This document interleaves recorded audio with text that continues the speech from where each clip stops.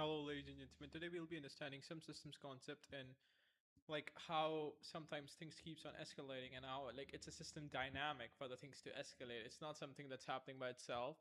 Right, we're gonna understand that, and trust me, it's gonna be something gonna give you a lot of insight. Right, and myself too. I guess that's the main point. Right, because like in a lot of we have discussed a lot. Like now that I think about it, we've discussed a lot of different things, man. And when it comes to like yeah, like for example, let me just do some. Yeah, today is day 12, not just 11. It's day 12, right? We got a lot of concept integrated. Like yeah, we were last time we were at the limiting factors. If you can see at the top, but like yeah, but after that we already got a couple of more concepts, which is like failure. So I think like we were talking about failure. So failure number one is like the drift to low performance is like common tragedy of commas. We integrated that concept too. It's like how people that are acting like so we got that. Like yeah, now we are on like a concept called escalation, which is gonna give you an idea of like how things never go on the way it's supposed to go, and how they always escalate into things no one wants them to escalate into, right? Something like that, if that gives you an idea, right? But before that, it's time to do some special things, right? Now you'll say, okay, what are those special things? And I'm like, let me just close off the things that don't matter, or maybe minimize them or something. Yeah, we are live, effectively checking that, and it's time to hear some songs. Why? Just felt like it. Interested. Different, truly, I ain't got no business here. But since my friends are here, I just came to kick it. But really, I would rather be at home all by myself, not in this room with people who don't even care about my well being. I don't dance, don't ask, I don't need a boyfriend. So you can't go back, please enjoy your party. I'll be here. Oh, babe. Somewhere in the corner, under clouds of marijuana. Have you ever heard this? I used to listen to this song when I used to play Minecraft. It's a memory at this point. And I don't wanna go with you, so end my sense. And I'll be over here. Oh, here. Oh, here. Oh, I'll be when I go in here. Oh, here. Oh, here. Emma. Oh. The tune, man. Tune. Feels satisfying, right?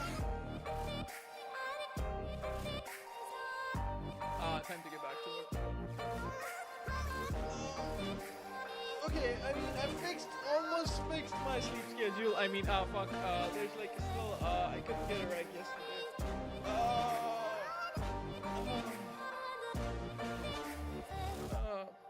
And I can't wait so we can break apart the hit me if I seem a little unimpressed with this. An antisocial pessimist, but usually I don't mess with this. And I know I'll be only the best in your intentions aren't to bother me, but honestly I'd rather be somewhere with my people. We can kick it and just listen to some music with a message.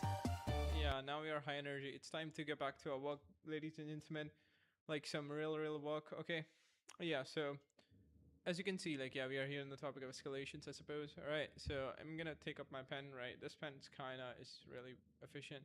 Let me just look at it, how it looks on the camera. Wait a sec, guys. If the camera can focus it up, right? Like, this is like a digital pen you have. You can use it like this, or you can use it like on the board here. This, like, yeah. So let's just start using it. So, yeah. So we have escalations, which is like Islamic militants kidnapped an Israeli soldier Sunday and threatened to kill him unless the army quickly released the imprisoned founder of dominant Muslim group Gaza Strip. The kidnapping came in the wave of intense violence with the shooting of the three Palestinian slain soldier who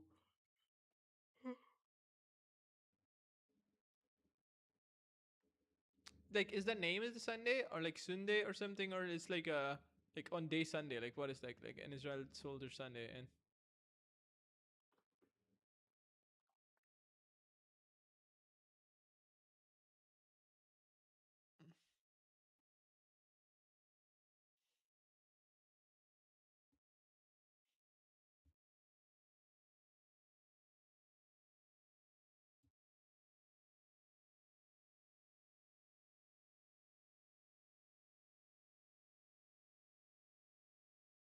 I already mentioned our exam early in the book. So this is a dominant example of escalations. How thing quickly escalates, right?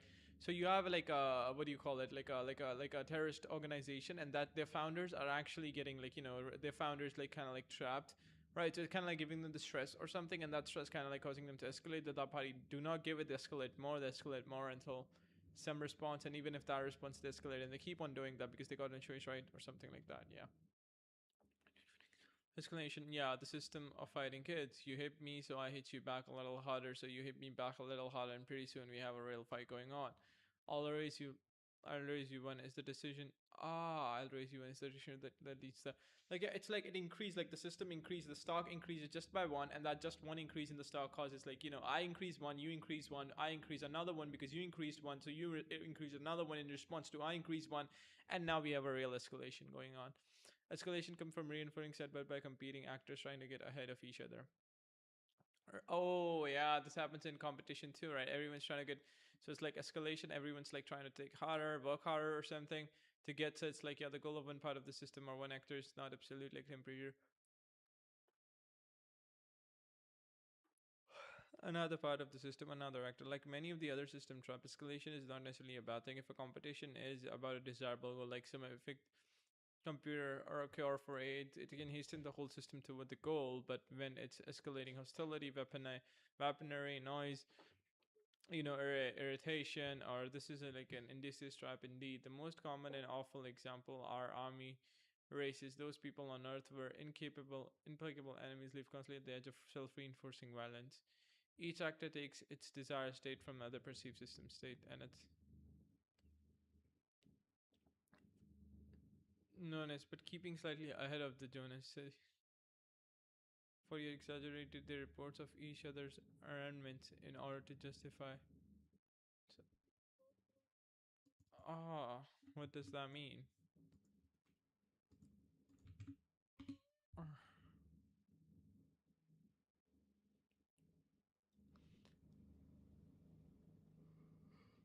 Oh, military weapon.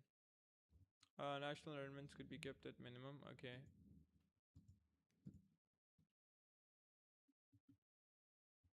To justify more weapons for their own. Each weapon increase on one side caused the scramble to suppress on the other side. Although each side blamed the other for escalation, it would be more systematic to say that each side was escalating itself. Its own weapon development started a process that was sure to weapon development in the future. This system cost trillions of dollars of expense, the degradation of economics. In the evolution of another destructive weapon, which still threaten the world. Negative campaigning is another example of escalation. Here's another, so another years back. What is it's like you increase, I increase, I increase, you increase. It's like stock keeps on increasing because like someone is increasing the stock in response to something else, and that response to something else in itself is a system that uh increases stock from the response to something, like, yeah, from the response of that thing, right, or something. Mark Misery.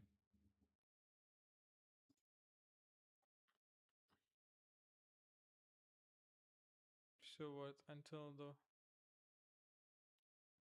any other features, negative camping is specific example. One, like, yeah, one kindness smears another, so another smears and so on and forth, so they start creating, like, so they have no idea whole democratic process. Do you mean like, so one is like telling the other that you are bad, and then others telling, oh, you are the one who's bad because you did X, and then no, you are the one who's bad because you do Y. It's like escalation. One party escalating in response to another party escalating, and then another party in itself is escalating the one party that escalated the first or something. Then there were price wars with economic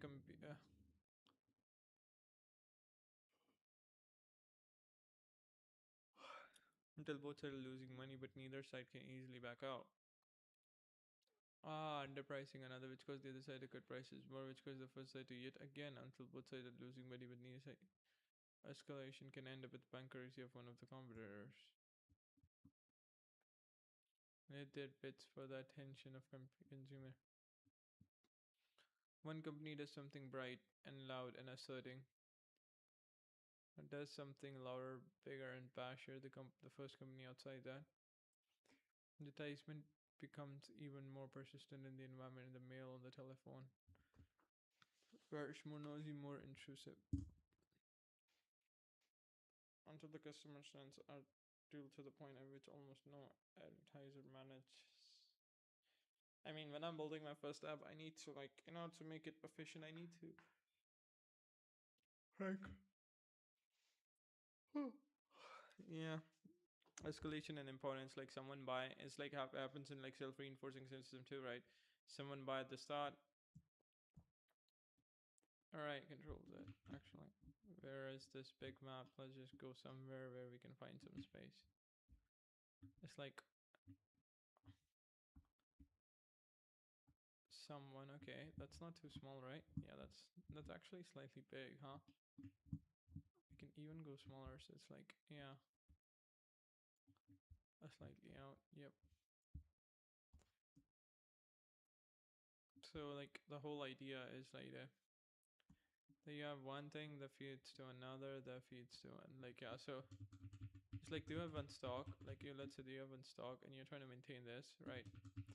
And if it gets maintained, you kind of like add +1, right? So let's say you have a consumer stock, let's say you create an app, right? So what you're trying to do is like, the better they're called, like what is feeding onto the stock, which is like customers, right? So you have customer stock, right? So which is like your asset of the company, by the way. Like all asset the company has is like how many people are using it. So inflows are probably app quality, right? And then utility, how useful it is, X, Y, and Z. Like these are the forces that kind of like increases the stock. The outflow is like dissatisfaction, X, Y, and Z, right? But now how it becomes self-reinforcing. So when there's enough a customer would actually tell customers. So now this, like, what happens is like customer feels.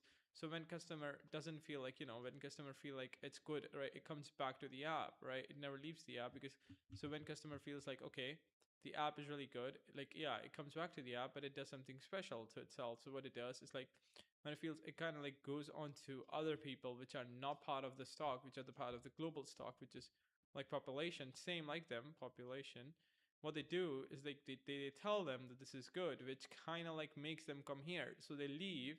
So it's like a customer become an asset that not just continuously produce money, like, because they produce money, all right, but that is not the thing. They produce money, but then again they also produce more customers. So it's an asset that produce more asset, right? It's an asset, it's a self-reinforcing asset, because this is why apps work. This is why, what you call network effects. Like, it's like, when there's like already people on the app, it's get much harder for them to leave, and they always kind of like add more and more people to them, to the app or something. So it's like how customer in itself is becoming like what will you say, like a asset that produce more assets. It's like value making more value, right? But like, yeah, so something like that. It's like a reinforcing loop. And I think the same thing goes with what do you call like, yeah, the same thing goes with what they call like uh with the advertisement. So like now you have like advertisement, which is like, yeah, so if you advertise to population, let's say you advertise to population, now they go, and now the advertisement also increases this thing, right? Like the customer, because like, yeah, the customer, like population, so influencing the population. So this is like the how much influence happens to the population, like global population, how much influence. So that, like, a customer influencing another, a customer influence is kind of strong, right? But the advertisements, like, ads, like, have a kind of higher reach than customer though, right? Yeah, you can add, like, yeah, so it's like a self-reinforcing. So now, like, the point is like, how do you take this, like, you can do from Reddit, you can go on Reddit and talk about your, like, product and what it does, if someone defines it's useful or not. You can go on Instagram, you can, like, yeah, you can go on Insta too, hire someone, like, who is a tech guy, Instagram, like, the one that makes utility videos about. You can take like another one or something that kind of like does something like this. So what you're essentially doing is like, you're increasing this chances of reaching. And yeah, because each time you reach the main population, and if those main population becomes customer, they actually bring more customers into the thing, until it becomes like a norm or something. Yeah, so I mean, the biggest part is like advertisement. So yeah, if you are generating, let's say, one MRR, right, so if you create a business of one MRR, like monthly recurring revenue, Like so, like your so yeah, so your MRR is 1 million, let's say. So 1 million is your, let's say for example, MRR. Then what you can do with 1 million is that you can actually invest like at least 100,000 out of it, which is a lot. So at least 10%. What I'm saying, always back to this. Now you'll say like, Varik, why is that? Because like there's always more businesses you can target.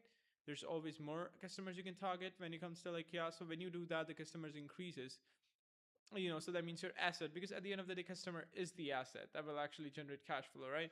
It's not the app is just a way to actually hold on the customer. Like app in itself is asset that holds the customer, but customer in itself is another asset. Both of them are assets, like, yeah, I can't deny that. So like at least 10% must always go back into like attracting the main population that is out there, which is not getting targeted, right? And letting them know in their mental model there's something out there, something like exists. So even in the next 2 years when they need it, they'll use it, right? Something like that. And this is like escalation happening here too, because like each time, like, you have more money, like, more money creates more ads, like pretty much here, like, you can go through this line. So more ads creates more population that comes to customers. The most customer creates more value or asset or money, which creates even more ads. Like, yeah, so it's escalation. Each thing increases the another thing and the probability of another recurring or something. But yeah, you can stop doing that because like, yeah, but still you can always keep on doing that.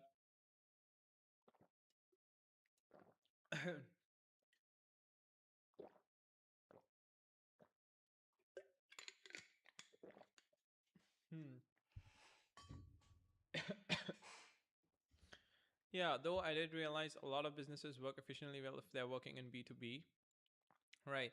So if you are actually solving a problem by using a SaaS business, like, SaaS business for a B2B, I mean, that's kind of like gonna work a lot better. Like, not specifically, it doesn't have to be B2B actually.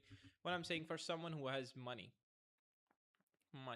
right? For example, I mean, targeting AC industry right now. So like, yeah, in my business, so like from money I mean, like, yeah, people who own, let's say, like people who are cheap, people who are poor don't own AC. As soon as they are AC owners, or as soon as they are car owners, right, they have some money, right? Though it doesn't really matter if they're gonna like, that's another problem, if they're gonna invest that or on an app or not. As long as it's a value, like, if they can save money, they can actually get. So it's like my app focuses on two things. First of all, I focus on autonomous environmental control, and it saves bill.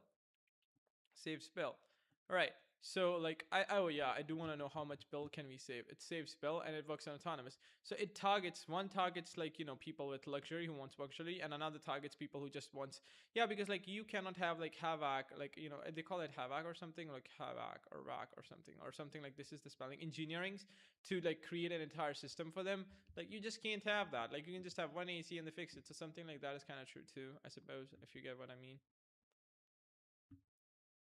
Yeah.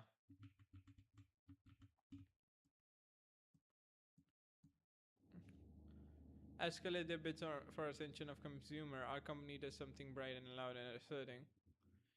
Does something loud be bashed to the first company outdoes that. Advertisement becomes even more present in the environment, in the mail and telephone, more intrusive until the customer sets are diluted to the point. And when the escalating system also produce the increasing loudness of conversation of cocktail product.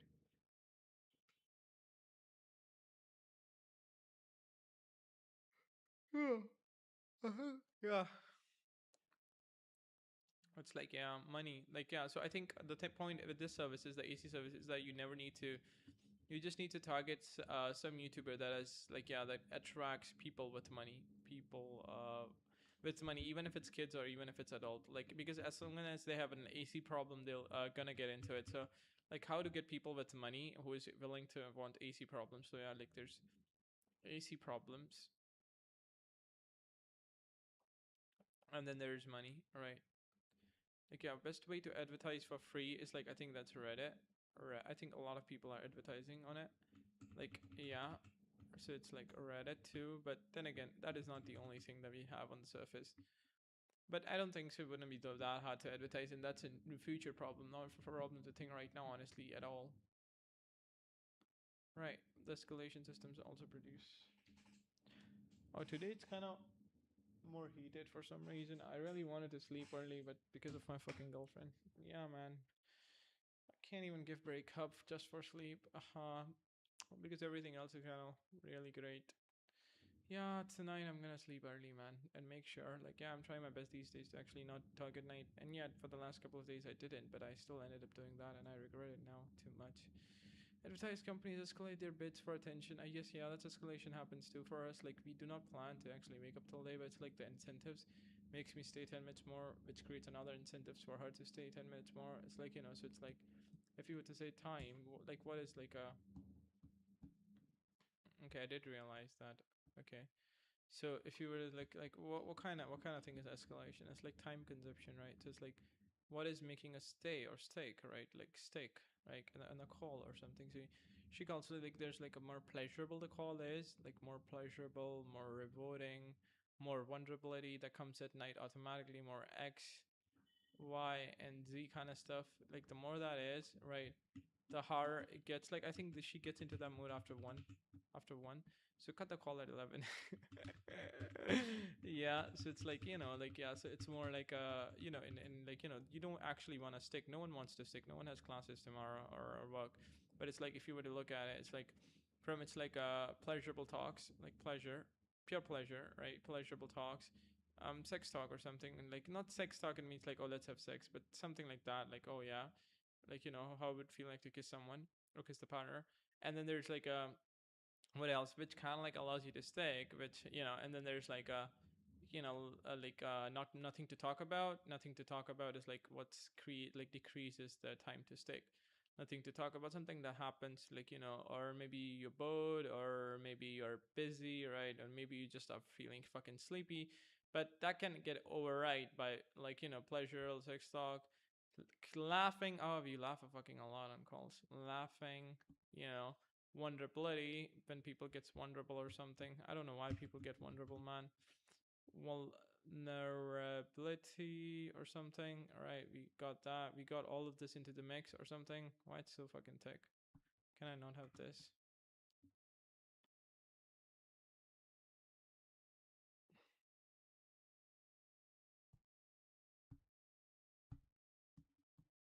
Nah, this is not my type.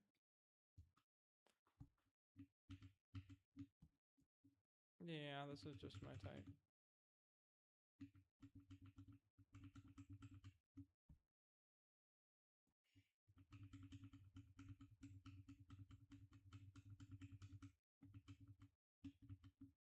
Right. So it's kind of like yeah, affecting that stock. So now this stock, the sticking stock, kind of like affects my cortisol levels, right? So the more it increases, so the more cortisol level in my brain increases, right? So it's like this stock affects this, right? And this more cortisol increase like causes like outflow, so causes me to sleep like tomorrow, not in the moment. So like at that time yesterday night I didn't sleep, but now I'll go back, so it kind of like increases the outflow. So there's a system that kind of like constantly because like yeah constantly increases this, like yeah, maybe I'm playing at a small, really small like area or something. Yeah man, that's really small for some fucking reason. Yeah, but whatever, you get the gist. It's like it's cortisol that spikes, and if that spikes in the morning, outflow increases. Outflow increases, the time it's taking at the night decreases too. I suppose. Yeah, maybe I should go with something big, right? Something like this. That is like too thick of a pencil there. So, like, yeah, we have so many different dynamic in these kind of stuff too. The only the point of which almost no advertisement compatibility. The escalation systems also. Oh yeah, but I also, for a fun fact, I also got a. Oh yeah, I was watching Marshmallow right today morning, like to see like his songs. It's been a long time since I last did. That actually wasn't me, but the YouTube kind of like recommended me. But if I go to watch history, guys, where is my? Watch history. Sorry, watch later. Right, there are a couple of stuff. So a philosophical look at system dynamic. It's The model are Donnella not herself necessarily. like explaining herself. Like the reason why I wanted to actually go through that, I'd know that this is not as good as reading the book. I just wanted to know like how Donnella and it herself thinks, because I think like when it comes to like yeah, what I was initially fundamental mistake I was making is like I was not able to track what the stock is, because in system dynamics you can only track the stock, you can never track the behavior of the person. You can like, okay, how she, let's say how she is behaving, right? If I try to stock like okay, the face just looks ugly because like the size of the eyes.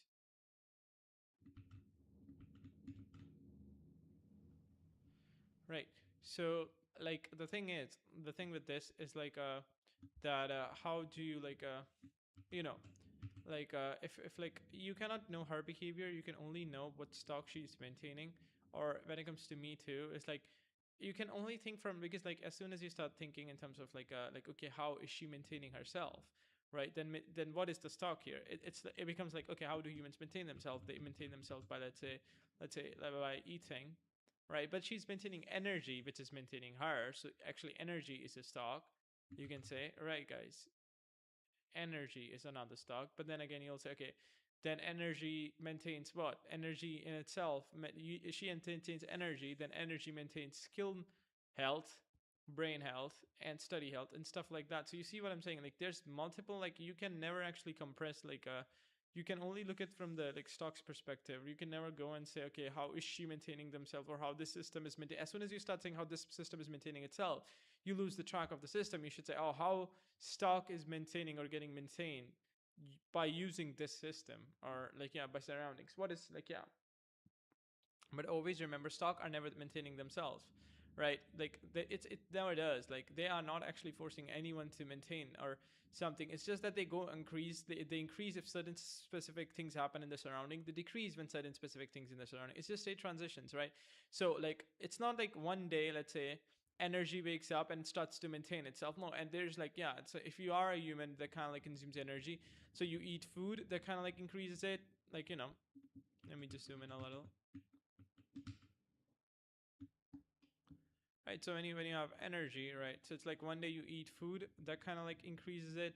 One day, let's say you start saying, okay, I do not like not food, but let's say you don't walk, or you don't exercise, or you don't do any physical activity, so we can call it PA, physical activity. You do not like or yeah, you do not go for a walk, like walking each day or something. So yeah, that's another. So these kind of things like increases the energy you have stored, which kind of like the more increase you have, like what are the outflow? Then the outflow is like digestion, right? Digestion. The outflow is like walking, right? This is not walking, not doing physical activity. Doing physical activity, doing X, doing Y, and how this energy, like that is used in these kind of stuff, goes on to maintain another. Let's say there's bone density, right? So there's bone density. So that's another stock, the density of the bone.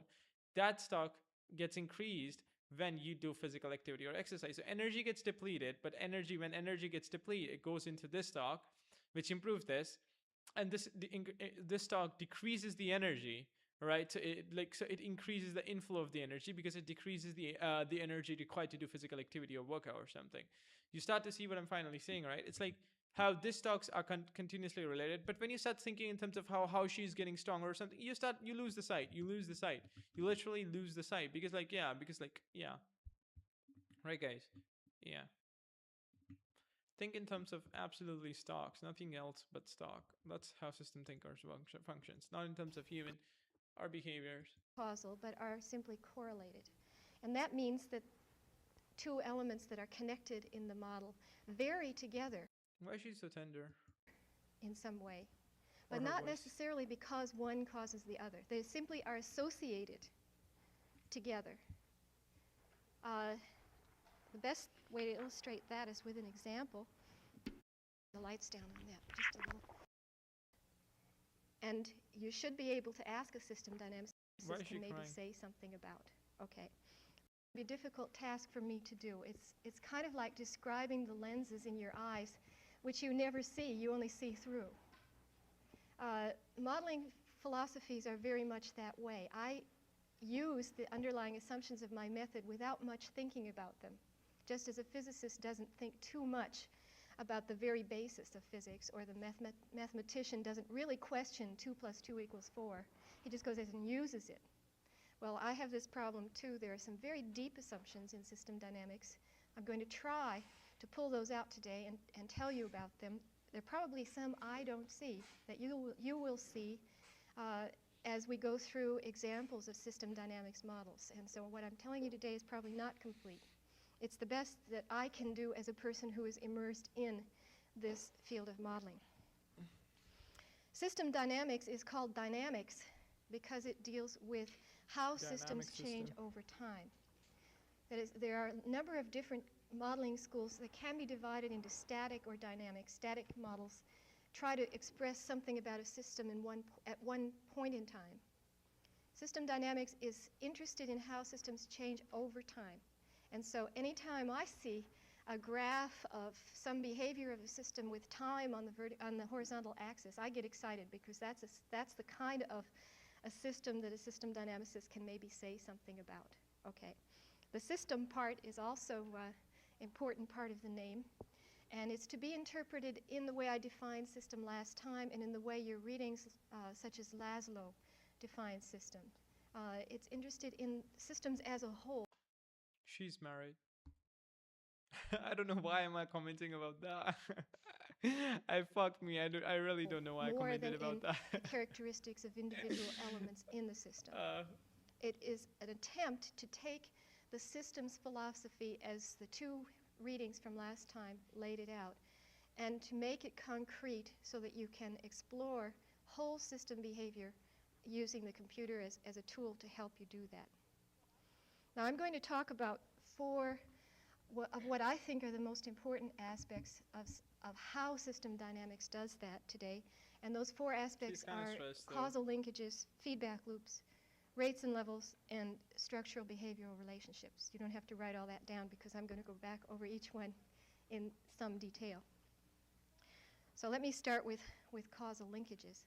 You saw last time in the deer model that I started each model by a causal diagram where I just made arrows showing what I thought was connected to what in the system. And that's typically the way a system dynamicist begins thinking about a system. We don't always succeed, but we try in including in our models relationships that we think are truly causal. That is that we can, when we, as in the deer model, births influence the population. That's not only causal, that's almost definitional. It's so obvious. As soon as a deer is born, it's a member of the deer population, right? And there's a plus sign there, meaning that more births give you more deer. And that should be, ideally, in a system dynamics model, any relationship like that is so causally obvious that you hardly have to question it. They're not always as obvious as that one. But we're trying for that. And let me distinguish that approach from another one, which you will see in several kinds of modeling later, which is a correlational approach, in which the elements in the model are not necessarily causal, but are simply correlated. And that means that two elements that are connected in the model vary together in some way, but not necessarily because one causes the other. They simply are associated together. Associations, okay. The best way to illustrate that is with an example. The lights down on that, just a little.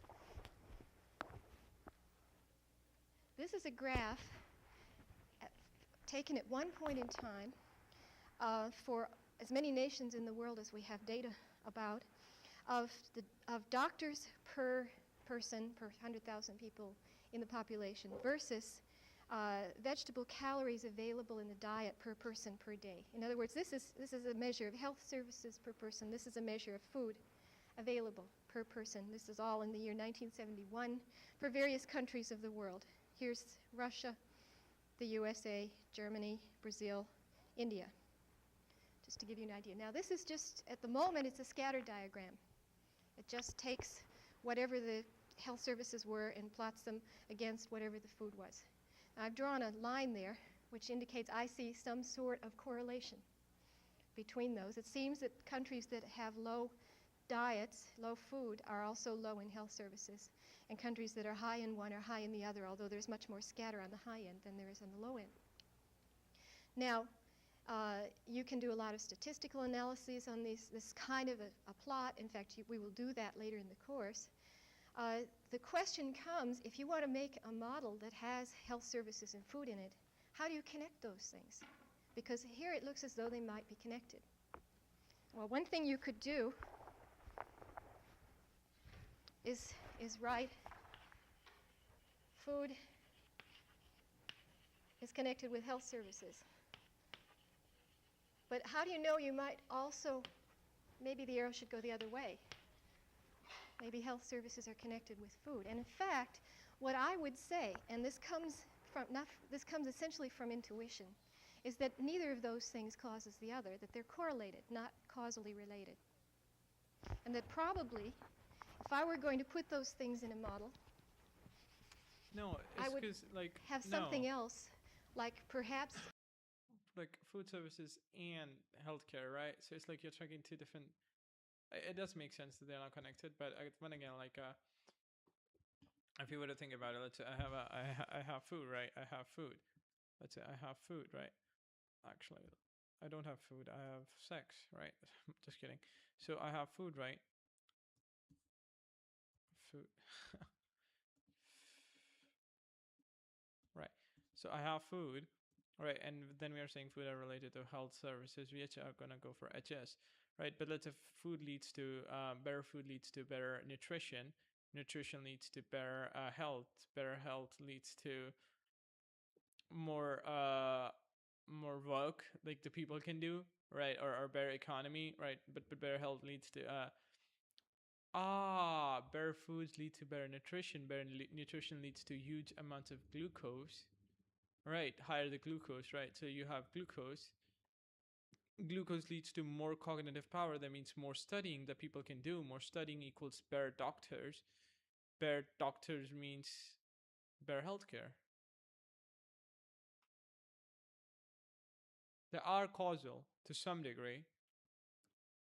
That's why if food quality goes up and amount of food production goes up, population would go up.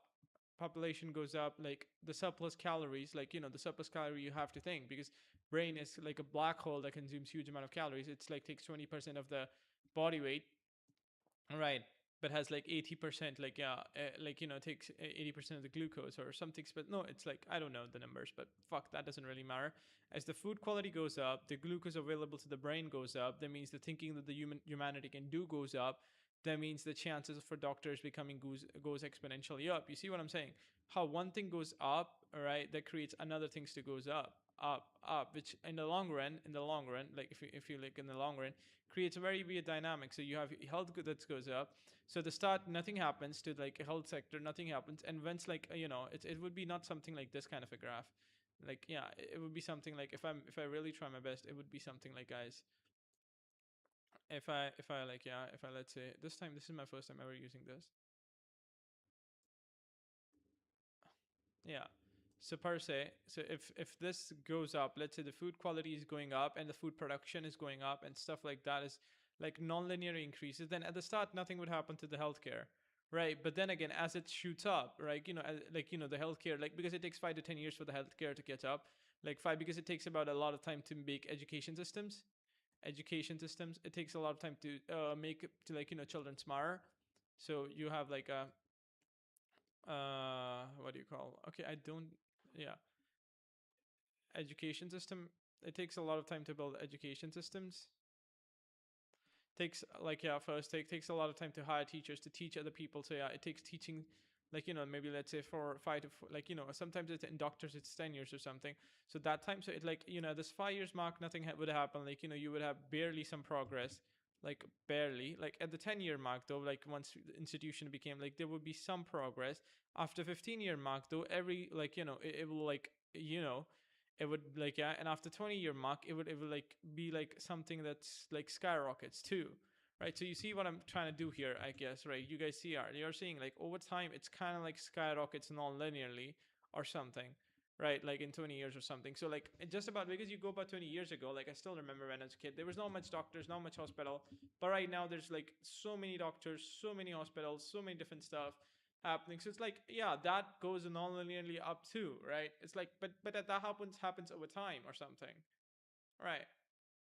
Yeah, takes a lot of time, but it does happen. So they do have some correlation, but correlation doesn't mean causal, right? I mean, it doesn't directly cause that, but it is correlated. That means like, yeah, there is some relation, but not Industrial causal. development or something like that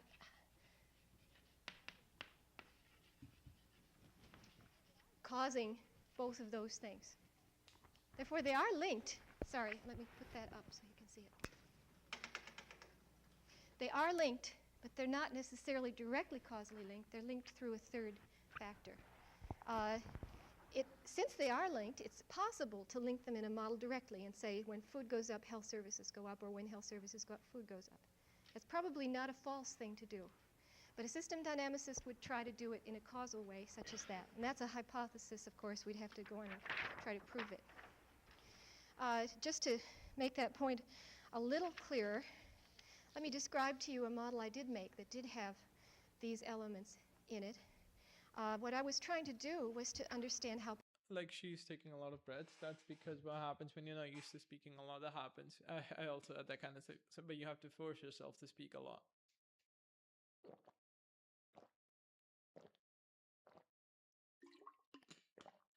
It takes some time to develop public speaking. From streaming, I know this. populations grow, and that involves understanding death rates, and that involved, I thought, my hypothesis was, those two factors. And I also made some other scatter plots. In this case, I'm plotting life expectancy on the vertical axis, and in this case, vegetable calories per person per day. Now, this is food per capita on the horizontal axis. And you can see another relationship.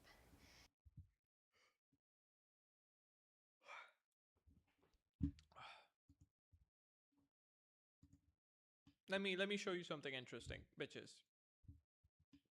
Let me show you something interesting. Too interesting. Agriculture led to more food available.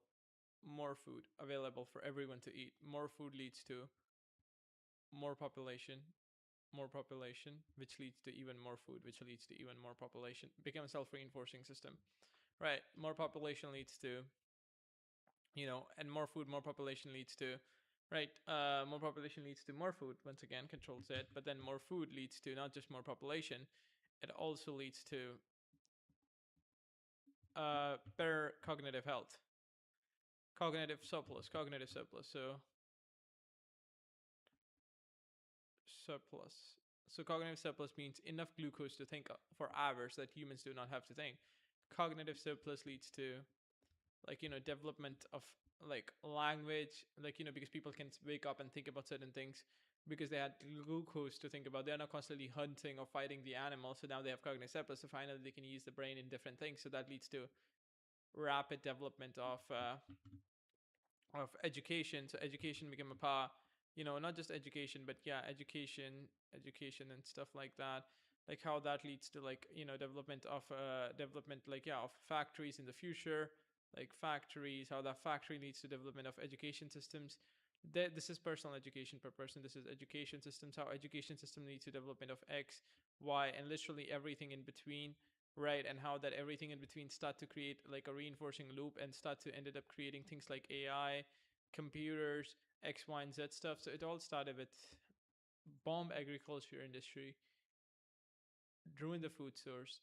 Population would have to go hunt the food outside, and they won't be able to think or learn or sit in a home like me and become a part of economy. Like all the systems you have built on assumption that agriculture system would work, built on assumption that even if more people leads to more population, the earth would be able to manage that population, built on the assumption that the brain would always benefit from more food and there would be always cognitive surplus, built on the assumption that there would always be so the bottom you are, the more the more powerful the power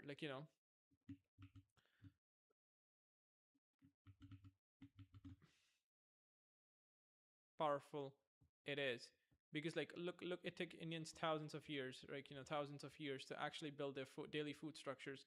So you eat a daily Indian food, like it takes thousands of years to daily food.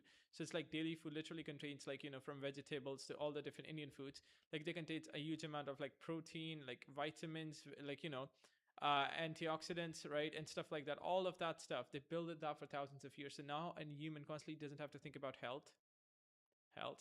They constantly doesn't have to think about diets, right? They constantly don't have to think, like, yeah, their diet's probably not the best, their health's probably not the best, but they're already getting the most of it. Like they're already getting like the most of it that their ancestors could only hope for, right? They are not starving, right? And on a healthy animal like that, they're not starving. Though yeah, they are sleep deprived and stuff like that, and they shouldn't be like that. Oh my gosh, fuck! I shouldn't talk to my girlfriend at night, like yeah, starving. But you see what I'm trying to say here. You see what I'm trying to say here. So it's like they are not going through that. That's why only that leads to them able to think, like, cognitively, right? And think, and yeah, and that is what leading the acceleration of everything. You take away this system. You kind of like put agriculture out of the game. You put this, you put this, you put this all, and all of the above starts to dismantle or something. You see what I'm trying to say here? At this point, it's kind of pretty obvious, right? So it's like how bases, like, yeah, this is the interesting part, right? How a small system you don't even have an idea of is pretty much holding the entire economy. And yeah, you focus on the big tech, but this thing would be available for the next 100 or 1,000 of years as long as we are human, right? And this would be what we would be dependent on for a long, long time, guys. So yeah.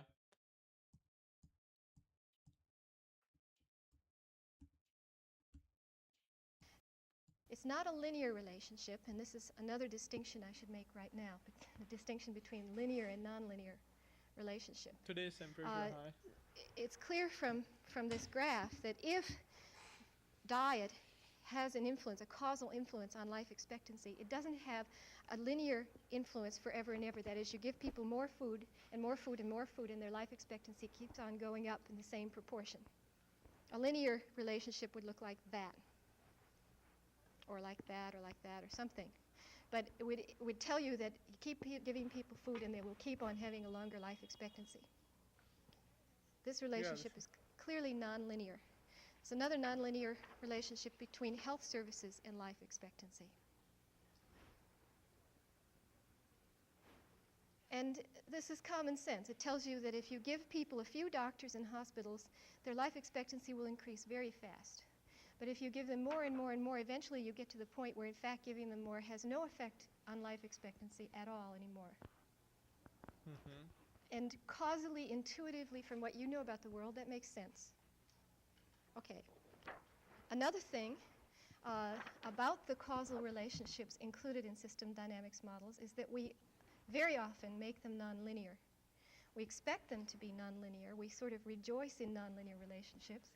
We have special ways of representing them. And we go under the assumption that most relationships in a system are, in fact, like this, nonlinear. Mm-hmm. That's kind of true. Now, let me show you how I, in fact, connected these things in a model. I'm actually looking at my laptop rather than looking at my screen because, like, laptop has a smaller circle, so it's like compresses. Eventually, I want to understand population. Yeah, it's just better on the laptop. And one influence on smaller population. Screens have a disadvantage, like more pixel on the small area, so there's better quality. Literally better quality or something. Deaths,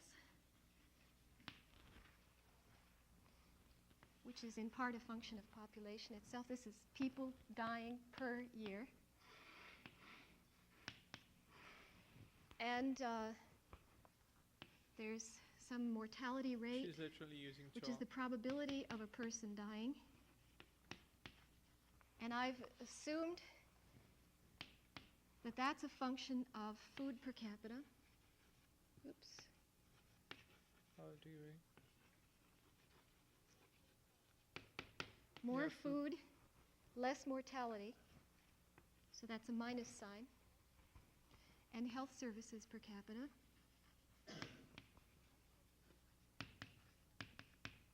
More health services, less mortality, like that.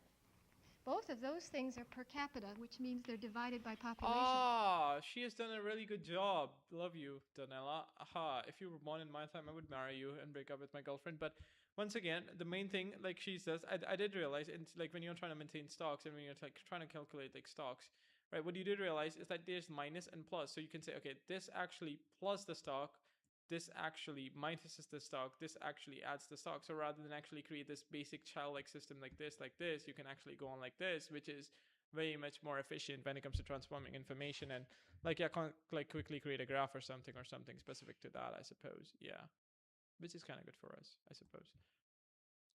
She literally created the entire field by herself or something, or I guess in the past it must have been created, but she... Feedback loops already.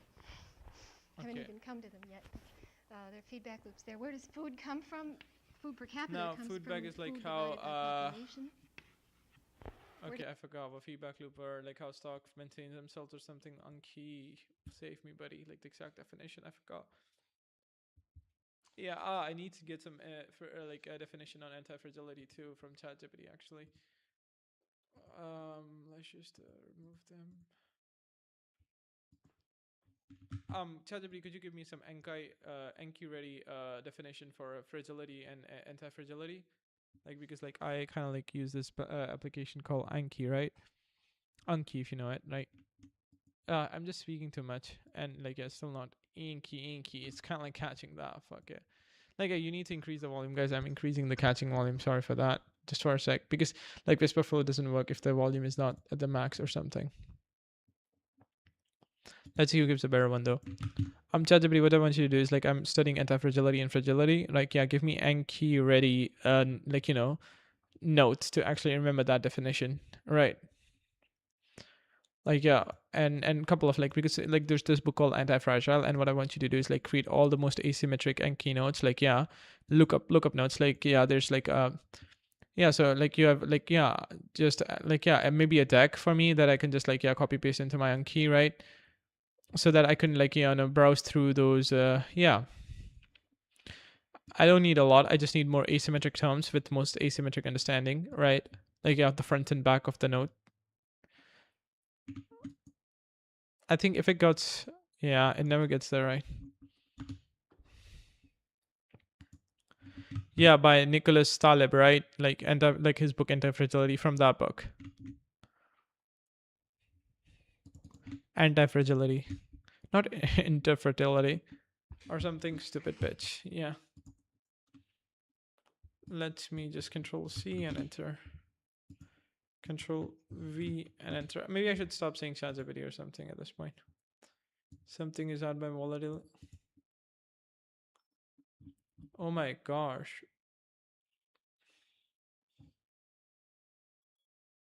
80% via negativity improved by subtraction. How systems improve when you remove something, right? Because there's so much complexity and complex systems are. So first of all, I've held intelligence and money. There's only three things, but then there's girlfriend and then there's a friend. Via negative improved by subtraction, right? Improving night call, like improves the absence stressors created in fragility. Small downsides, large upsides, optionality, like yeah. There are systems where there's small downsides. So like learning and reading books, there's literally small downsides and large upsides over the period. Bear belt strategy, protect against rules while keeping exposure to build. Bearable strategy. This works in via negativity. Yeah, this works in like yeah. So what you do is like you take it like $1,000, right? Let's say you're $10,000. You upload that to 10 big companies, and like yeah. So like you know, even if the one big company earns a lot of money, you'll have end up with like $10,000, $100,000 or something in the next 30 years or something. So that's like a bear build strategy. Optionality, small downside, large upside. Anti-fragility benefits from volatility. All right. So the more the systems I'm benefiting, so the more I realize just how like yeah, should you think about uncertainty according to Taleb? Do not try to predict rare events precisely. Structure your life to benefit from them. I see. Dislikes already suffer from non-linear harm from stress. Yeah, anti-fragility thrives on volatility, requires stress and disorder to grow. Yeah, this is like some fundamental mathematical definition of anti-fragility is C1, plain text. Fragility is characterized as negative. And from unexpected chart, asymmetric core book, front. Fragile system regarding scale, nonlinear acceleration of harm. This is like one of the biggest things Could you let me just open another chat. Like, there's so many branches that I create a lot of time. Yeah.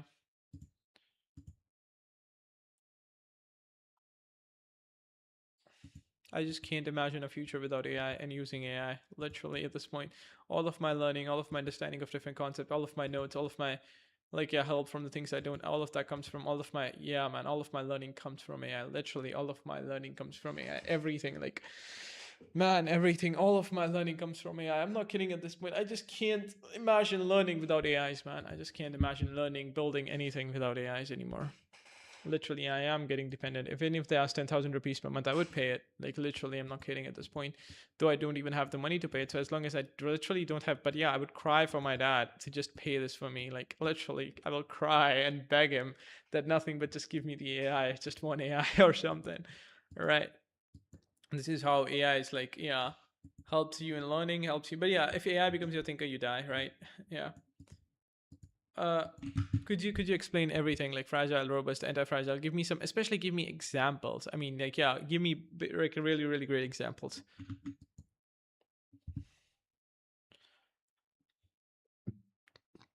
Oh yeah, and we were about to look at what we need to go to our decks. No, we need to go at stats. Is that no, not statistics? Browse, yeah, browse. And feedback loop, yeah, and it will open up, yeah, feedback loop. When a socket itself influences a circular chain of cause and effect where systems are influenced. Circular causation, right? Yeah, so it's like how, okay.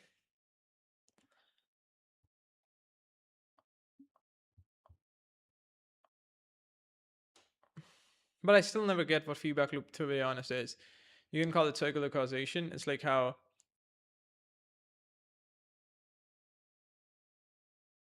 Okay, how is that a. Output influences, yeah. But still, that's not the most asymmetric understanding of feedback loop. Feedback loop always remains kind of vague. Fragile, what the heck? Something that gets worse when exposed to shock or randomness. I don't really like the emoji thing. I hate it. Like, I really robust, like a rock. Right. Anti-fragile is like a fire. Are you fucking shitting with me? Like, me just hear it because I'm too tired to read it. Think of these three concepts as how something responds to disorder, stress, and uncertainty. Number one, fragile definition. Something that gets worse when exposed to shocks, randomness, mistakes, volatility, or stress. Mental image, a wine glass. Drop it once, shattered. The key property isn't that it's weak, it's that more disorder means disproportionately more damage. Examples. Your muscles if you never exercise, if you've been sitting for years, walk 2 kilometers tired, carry heavy bags, back pain, climb stairs, exhausted. Your body became fragile because it wasn't stressed enough. A company with massive debt. Everything looks fine until interest rates rise, sales fall by 20%, investors panic. Suddenly it collapses. Why?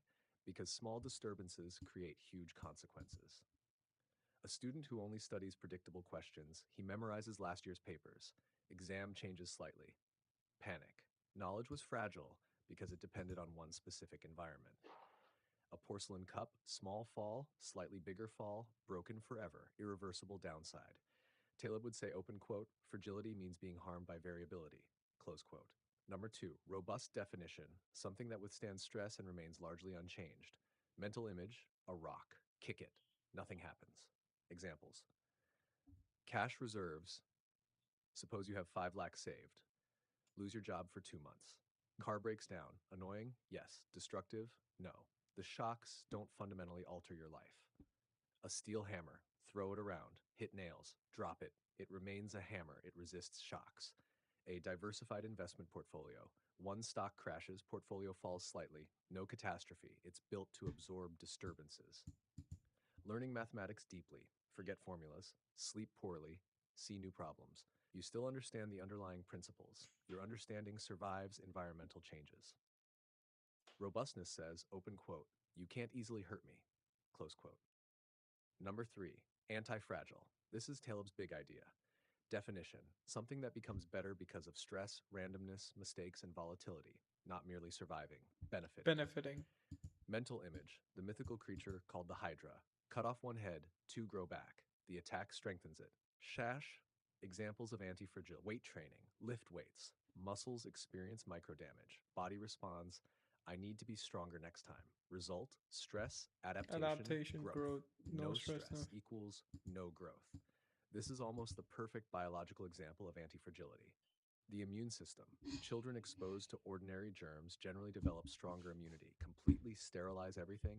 Sometimes the immune system develops poorly. Small stressors teach the system. Entrepreneurship. Start 10 projects.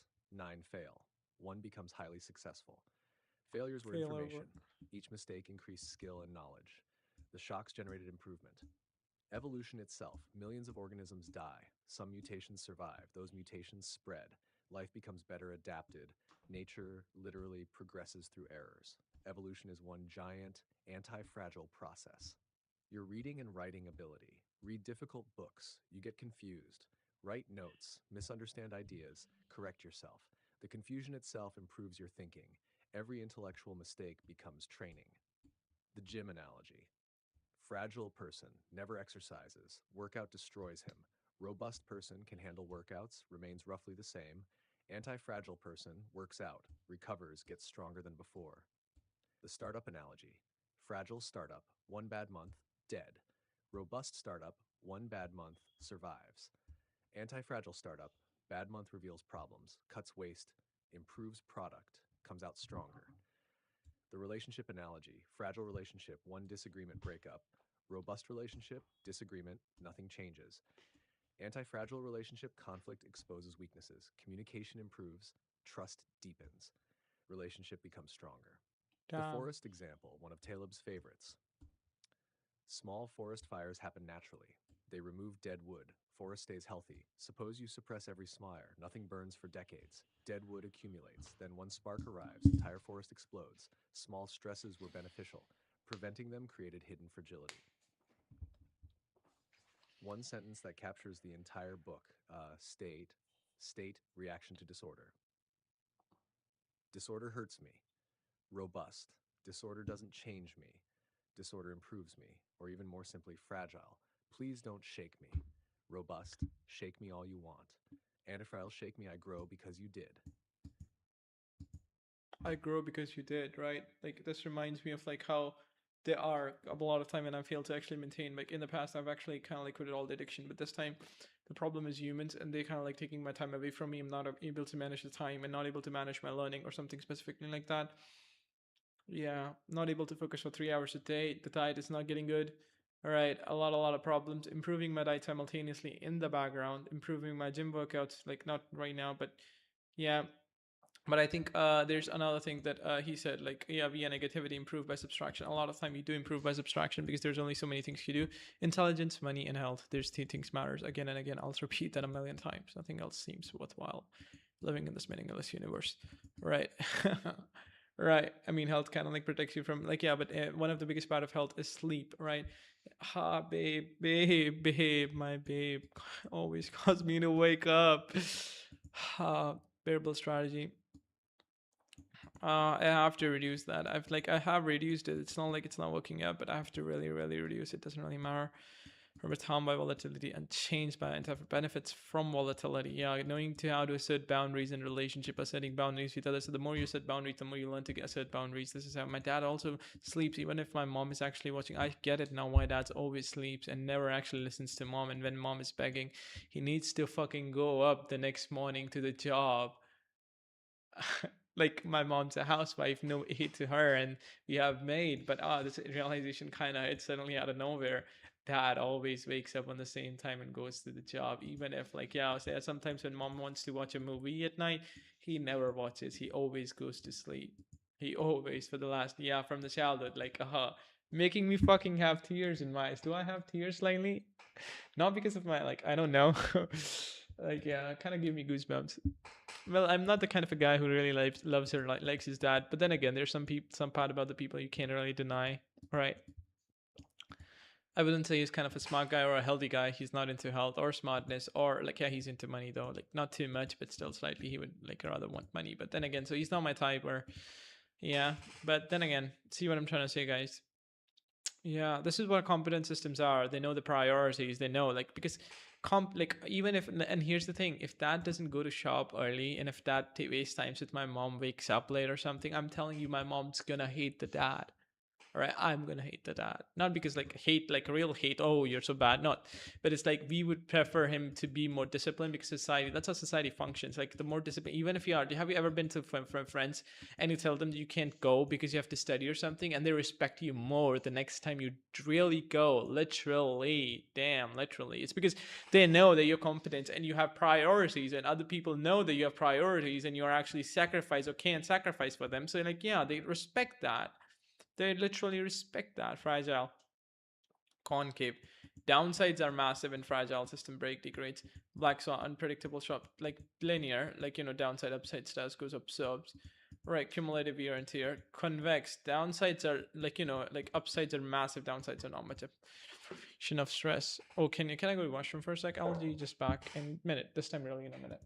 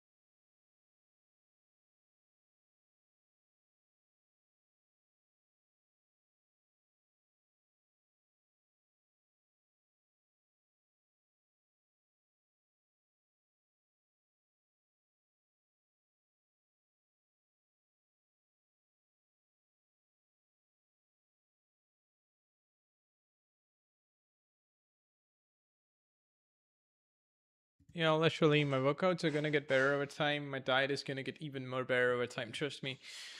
It's only, yeah, and I got loose motion, right? That was another problem why my diet got messed up.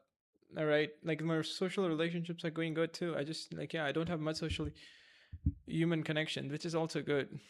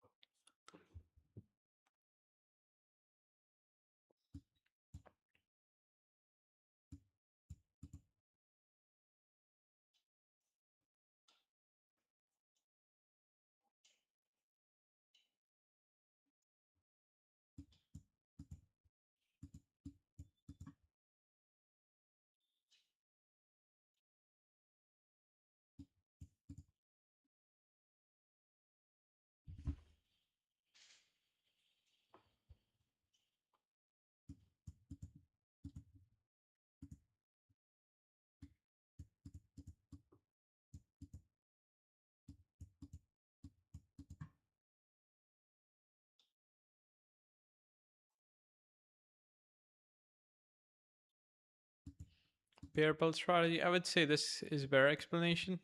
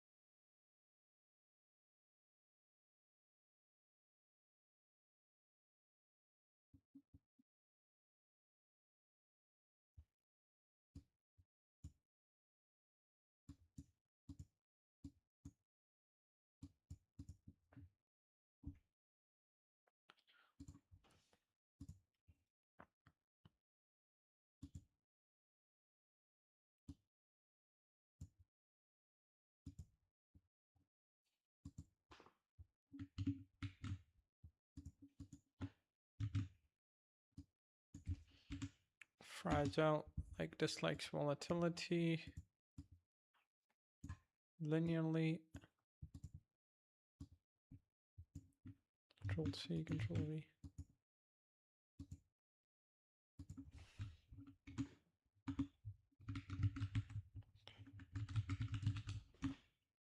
Anti-fragile.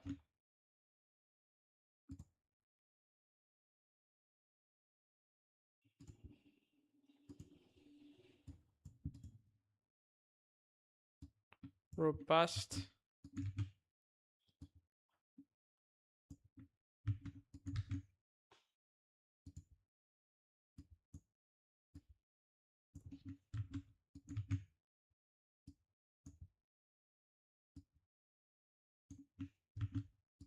I think predictive model of reality acts in the same way. It requires, like, a lot of massive prediction error. It thrives on prediction error. The more the prediction error there is, the more the better the improvement of the system gets.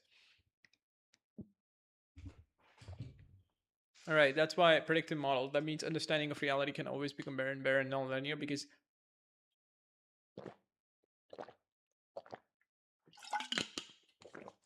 you get tomorrow a time by basically doing nothing. All right, even this highlights that I'm trying to create. Anki, like, even this is like a better study system that I built. The better, like, yeah, there's so many systems that I'm plugged into. Better gym system that improves workout. Like, yeah, better health system. It's like, yeah, so there's three main things that I'm focusing on, right? That's why I can't focus on producing YouTube content, and that's why I should stop even thinking about it at this point. I just can't produce YouTube content because I don't have time for it, because I have already running these systems that I'm constantly iterating and improving. I don't have time for YouTube videos, and I think these systems leads to better returns in 10 years compared to, yeah, YouTube also leads to results, and yeah, distribution, I'm not gonna lie, YouTube is kind of good, but then again, I think these are far better than that. So my values, my decisions, and let's see where it leads me to, right? How about uncertainty according to Talib? Do not try to predict rare events precisely.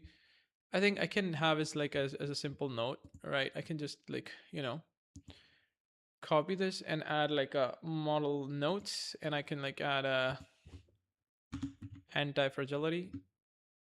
All right, and I can like Control V. I never read the book, but got the entire book's structure. Something that is harmed by volatility, random disorder. What is robust? Something that resists shock stays roughly the same. Anti-fragile, something that benefits improve. Robust, robust harmed by disorder. What happens if the rent increase? If things get well, it's fragile. If it get worse, it's fragile. Centricum, the world is dominated by uncertainty, therefore systems should be designed to gain from shock rather than merely survive them, yeah? More stress, more something, or more something like that. What the... Why does anti-fragility? Because information is constantly in container outperforms top-down planning.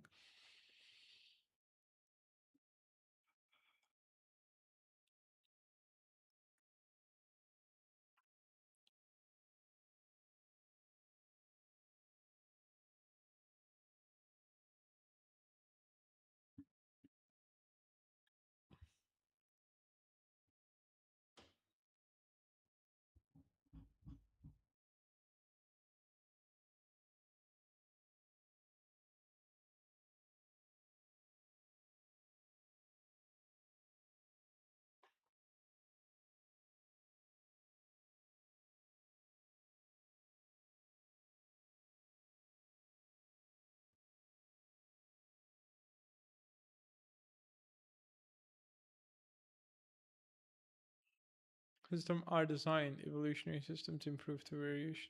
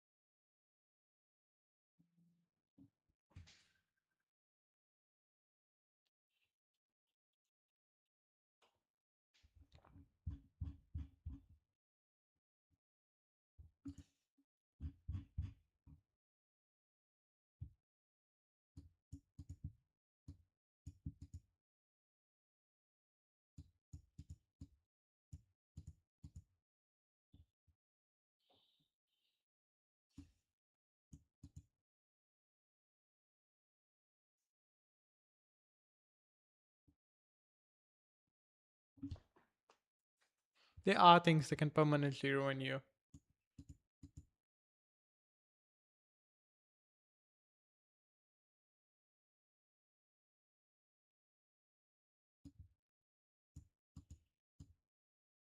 Limited downsides and upside, yeah.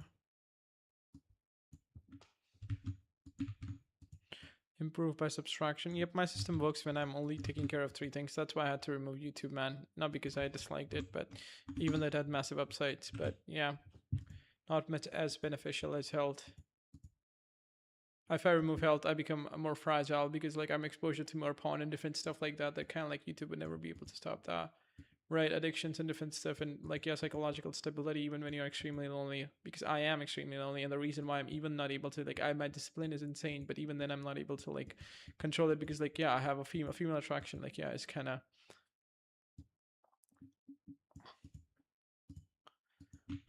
addictive, right? Like really addictive. um so ChatGPT, could you explain like now optionality bear build strategy via negativa or something? Like yeah, I get by improve by subtraction. I also get the bear build like strategy and like yeah, you're like but then again like optionality too. Could you explain more of them, more about them, and create Enki cards again, which are better than yeah the one you created? Oh, finally heard ChatGPT. Well,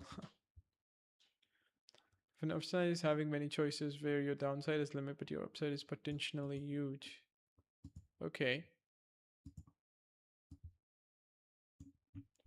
Optionality potentially huge. Like just like how you get when you actually quit education systems. Ignore bad ones. Okay, that's what yeah education systems. If you have chosen like the what do you call it like if you chose like science stream or something, you have no choice but to act like yeah. Tough luck, low optionality. Leave new cuisine, try it. Better prices, switch. What options are power situation? Hey, you can lose.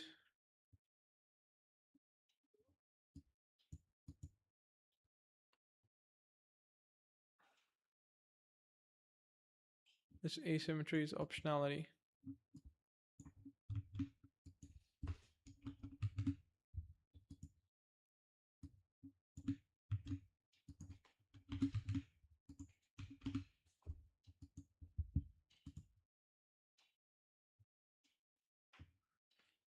Matt, average for the one book complete change your thinking. Maybe it's introduced evolution. Probably think a system that one repeats the cost of all of the others. Reading has optionality, small cost potentially, gigantic upside. But then again, it's not about shaping. It's not just reading one book because like the thing is like yeah, you can buy more and more and more and more books, like literally, and more better books because the better the book, because this is a self-reinforcing. But the smarter you get, the smarter your choices would be, the more the informative books that you'll pick, which will lead to even more information. Like yeah, starting project start one end, failure equals end, start 10 projects, 9 fail, 1 books. Peculiarity, failure becomes tuition fees. The upside dominates. 1 works spectacularly, the failure becomes the tuition fees. Yep. Exactly what I'll do for the next 40 years. Fragile, optional. I'll learn skill, meet people, write online, experiment, and stay open. Know where opportunities come from. Optionality lets you capture positive surprise. Happen if something unexpected. Do I benefit? That's optionality. If my industry goes away, if let's say I don't have tuition fees, if I can pay rent, like yeah, so I'm already having many choices.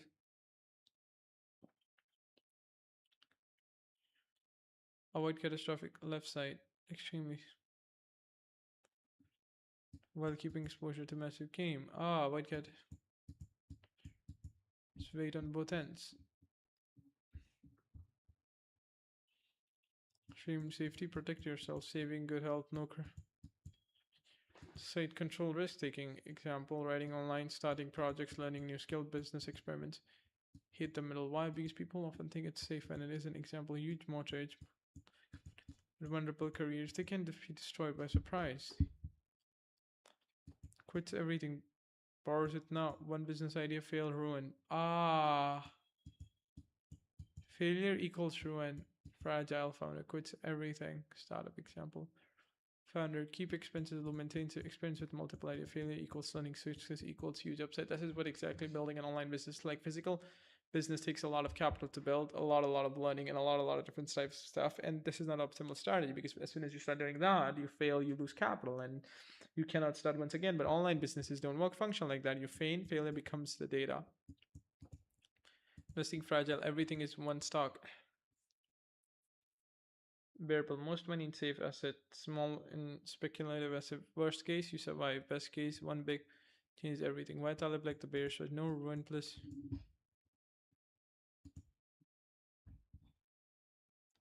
What is bearable strategy?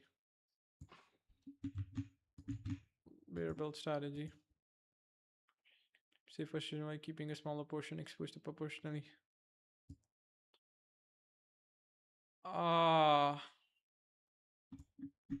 This is why, like, most resources, that means most time in health, like most energy in health and gym and stuff like that, kind of like gives you like, yeah, and intelligence, like, this is like extremely safe positions while keeping smaller portion exposed to potentially massive gains. Something like building a business online, protect ruin while reopening to positive, yeah, via negativity. I've already got the via negativity actually, but then again, I can improve the card. Improvement by subtraction, rather than human translating what should I add, what should I remove. Why subtraction? Complex systems are hard to understand. Success, but we often know what causes damage. Health example, people serve superfoods. Smoking destroys health. Removing obvious harms usually being adequate interventions. Reading example B, which productive system should I adapt? Remove phone distraction, remove notification, remove interruption, remove late night calls, and then you win. Performance often improves. Concept line, constant criticism, subtraction, beat sometimes the improvement comes from removing. Techniques, communication hacks. Contempt, lying, constant criticism, subtraction, beats, addition. Writing example, right? Great writing is often draft, delete, deportation, delete unnecessary words, clarity emerged through remover. Why Talib left via negativity? Because have unknown side effects. Subtraction often removes known harm. This is actually $1 million.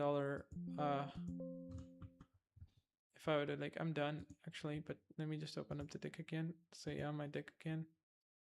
No, actually, we need to browse, right? We need to go with anti-fragility.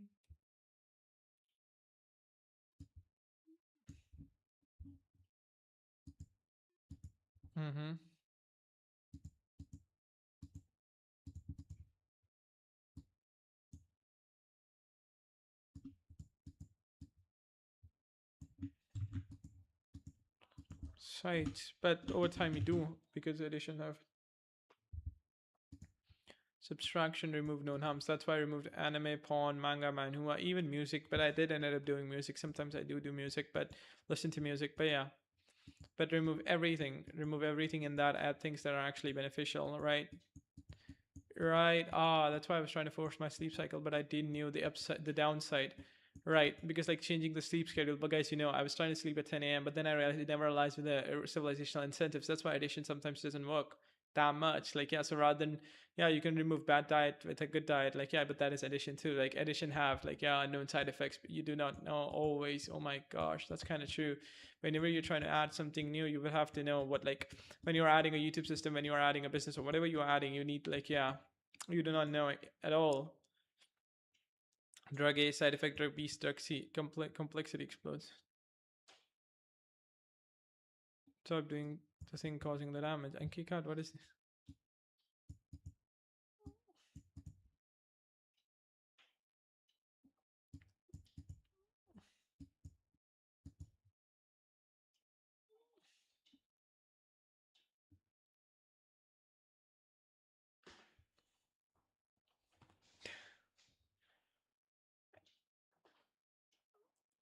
Do I, if unexpected bad things happen, then do I, like, yeah, I would never, because I have gym, I have some physical connection with my girlfriend, and so I can express, right? I think I have a good connection. I have gym. What else do I have, right? Yeah, if unexpected good thing happen.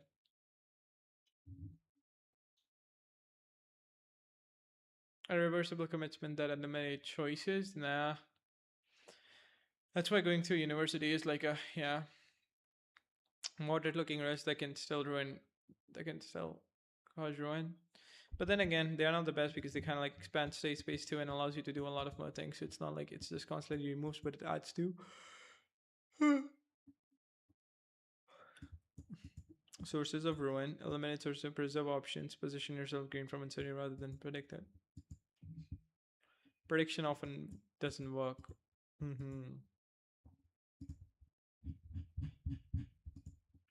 I see, I see. Got into Talib out of nowhere, guys. Like, we ended up literally creating entire. Yeah. Like, let's just close the browse now and let's just open up the main deck. Let's just dex sync. Yeah, so we have anti-fragile and systems. Where does food come from? It comes from agricultural investment. But I need someone to explain Could you explain what was I thinking? Could you explain feedback loops? Like, the explanation of it is always kind of vague and doesn't make sense. Like, a lot of the people are trying to fix it, like online too, through ChatGPT, through. I mean, everyone knows the feedback loop is how one system affecting others, like how inflows affects outflows, how the causality is circular or something. Right, one thing influences the. But I need a simple definition that actually cut away all the bullshit. I mean, it's like it's kind of vague. No one knows exactly what feedback loop means. Everyone knows and kind of like vaguely understands it. I really need to know, where does the term come from? What does it actually means? Right? Like, even in thinking in systems, I think Donnella herself, like, doesn't really understand, like, like, she do know what feedback loop is, but it's vague. Her explanation of it is vague. It's like, it's always vague everywhere. It's vague.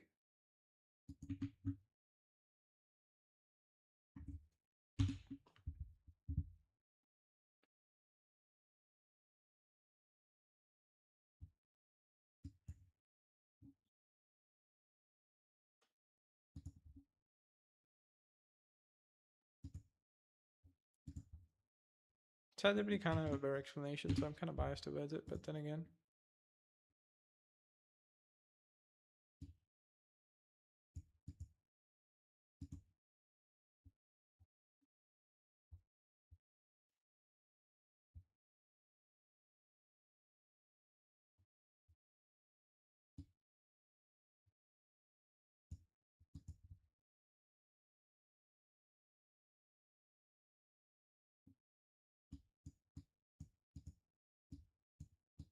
Ah, the output feedback into the input. So for example, I look at the screen, right, and it teaches me that there's an elephant. I learned, and when I look at the elephant, oh, that is an elephant, but then I realize it was a tiger, and tiger eat me.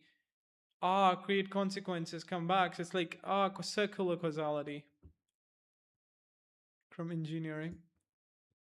Heater turns on.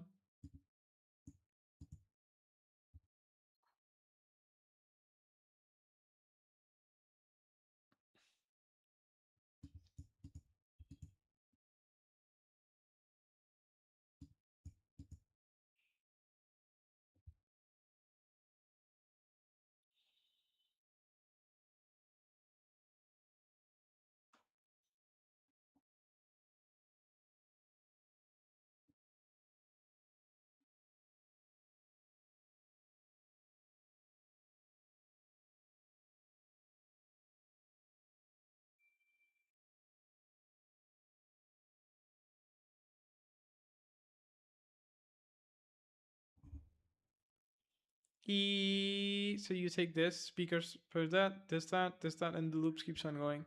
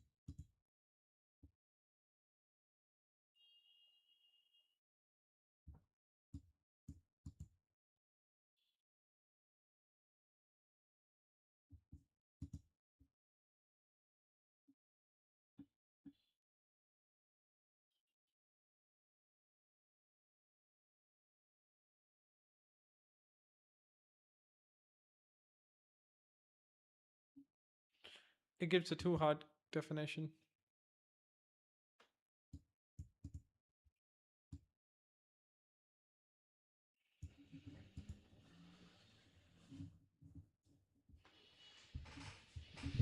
Feeds on. So it's like how outputs keeps on influencing. Oh.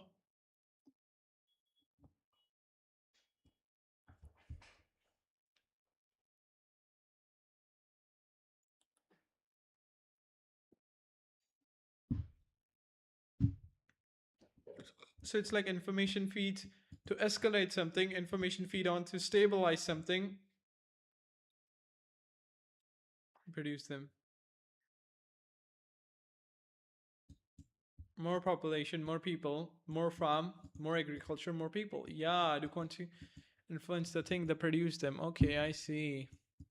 Do the rain, wet ground, not a feedback. Rain, plants grow, more evaporation, more crop, more rain. Feedback loop. Output eventually returns as input that influences the system's future behavior. The effect comes back and changes its own cause. Ah, finally a definition that is anti-fragile. Not study, no, actually, but like, yeah, feedback loop. Not circular causation. Not where stock influences the inflow or outflow. That is so not true. The effect comes back and changes its own cause. This is future be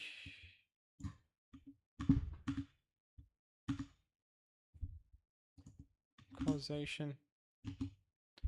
Right, ChatGPT. Like, yeah, okay.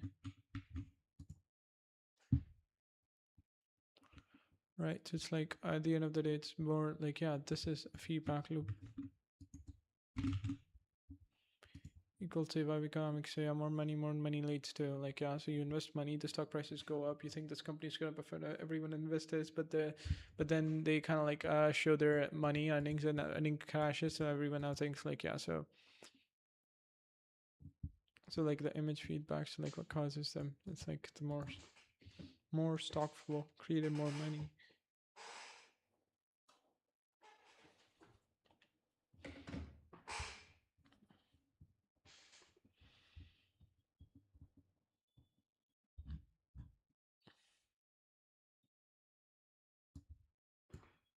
Yeah, this is one of the like most leveraged and influential concepts.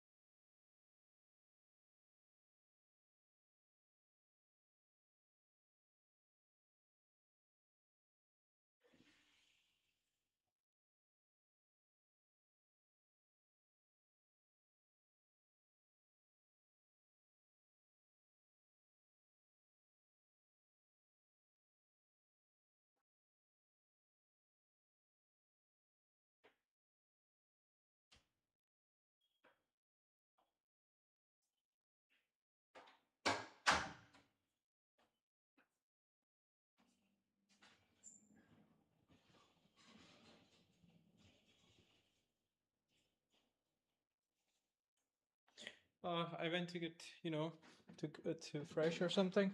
So that took long enough. I didn't even took the break or something. Yeah, it took a long time. But I mean, I have a habit of thinking in mushrooms. So I was thinking about a lot of feedback and feedback loops, and kind of come to conclusion, understood it way more by thinking in mushroom by myself. Yeah, now it's become obviously simple how output affects inputs. How your own outputs eventually returns as inputs. Yeah, how a system's output returns as inputs. It's everywhere, right?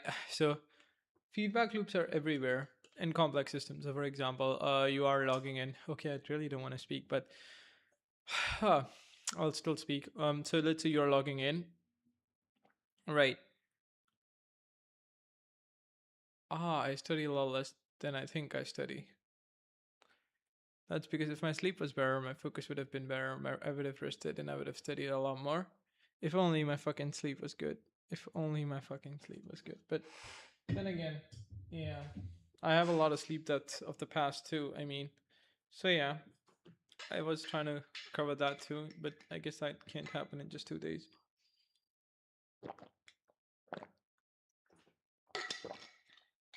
But honestly, I just love.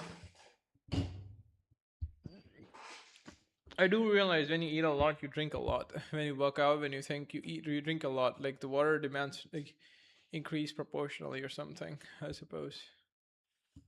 Whenever I'm kind of tired, so I'm not gonna speak. But yeah, let's say you're logging onto a website, you write something. Let's say you write your name, right? That's an output you generated, right? But now what happens? System process that, some straight transition happen, and now you're an input. Oh, your name is kind of trash. That becomes an input. So that's a feedback loop. And now it's literally everywhere. So for example, I am recording my face on the camera. So like I set up the camera, now the recording, now I realize I don't look good. So like that information came back. So I created an output, which was setting up the camera. I got input. I don't look good. I cut off my beard, and then I went to sit on the camera again. Simple as that. It happens everywhere. I tried my I said something, I realized my voice isn't good. Maybe I tried to change my voice because I got like another input from my output. But yeah, so that's how pretty much how everything is a kind of feedback loop.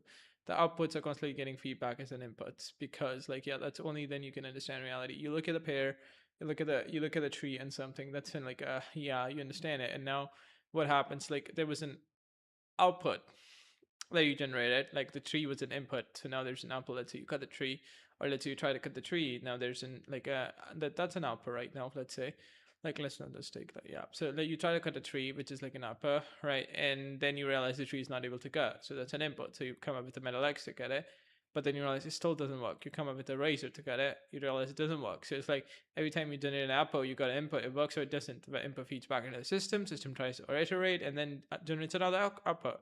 And it just keeps on doing that again and again and again. So that's how feedback loops happens. Come back and change its own course, right? Another consequence of this very simple sentence. Change its course. Yeah, man, it's kind of simple. So everything or everywhere are feedback loops, man. Like literally everywhere. So, oh yeah, I need to.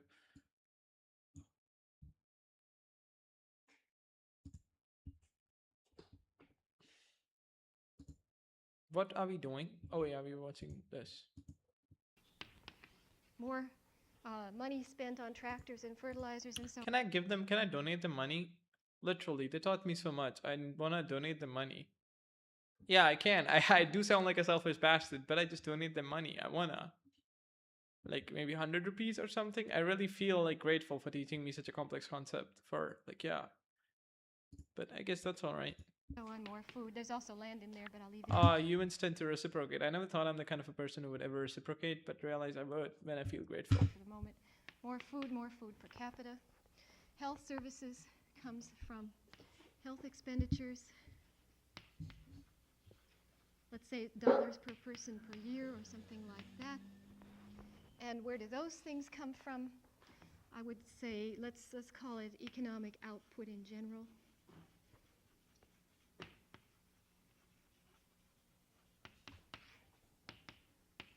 And that comes from industrial capital and labor and a lot of other things. And you can see how easy it is to get into an infinite regress.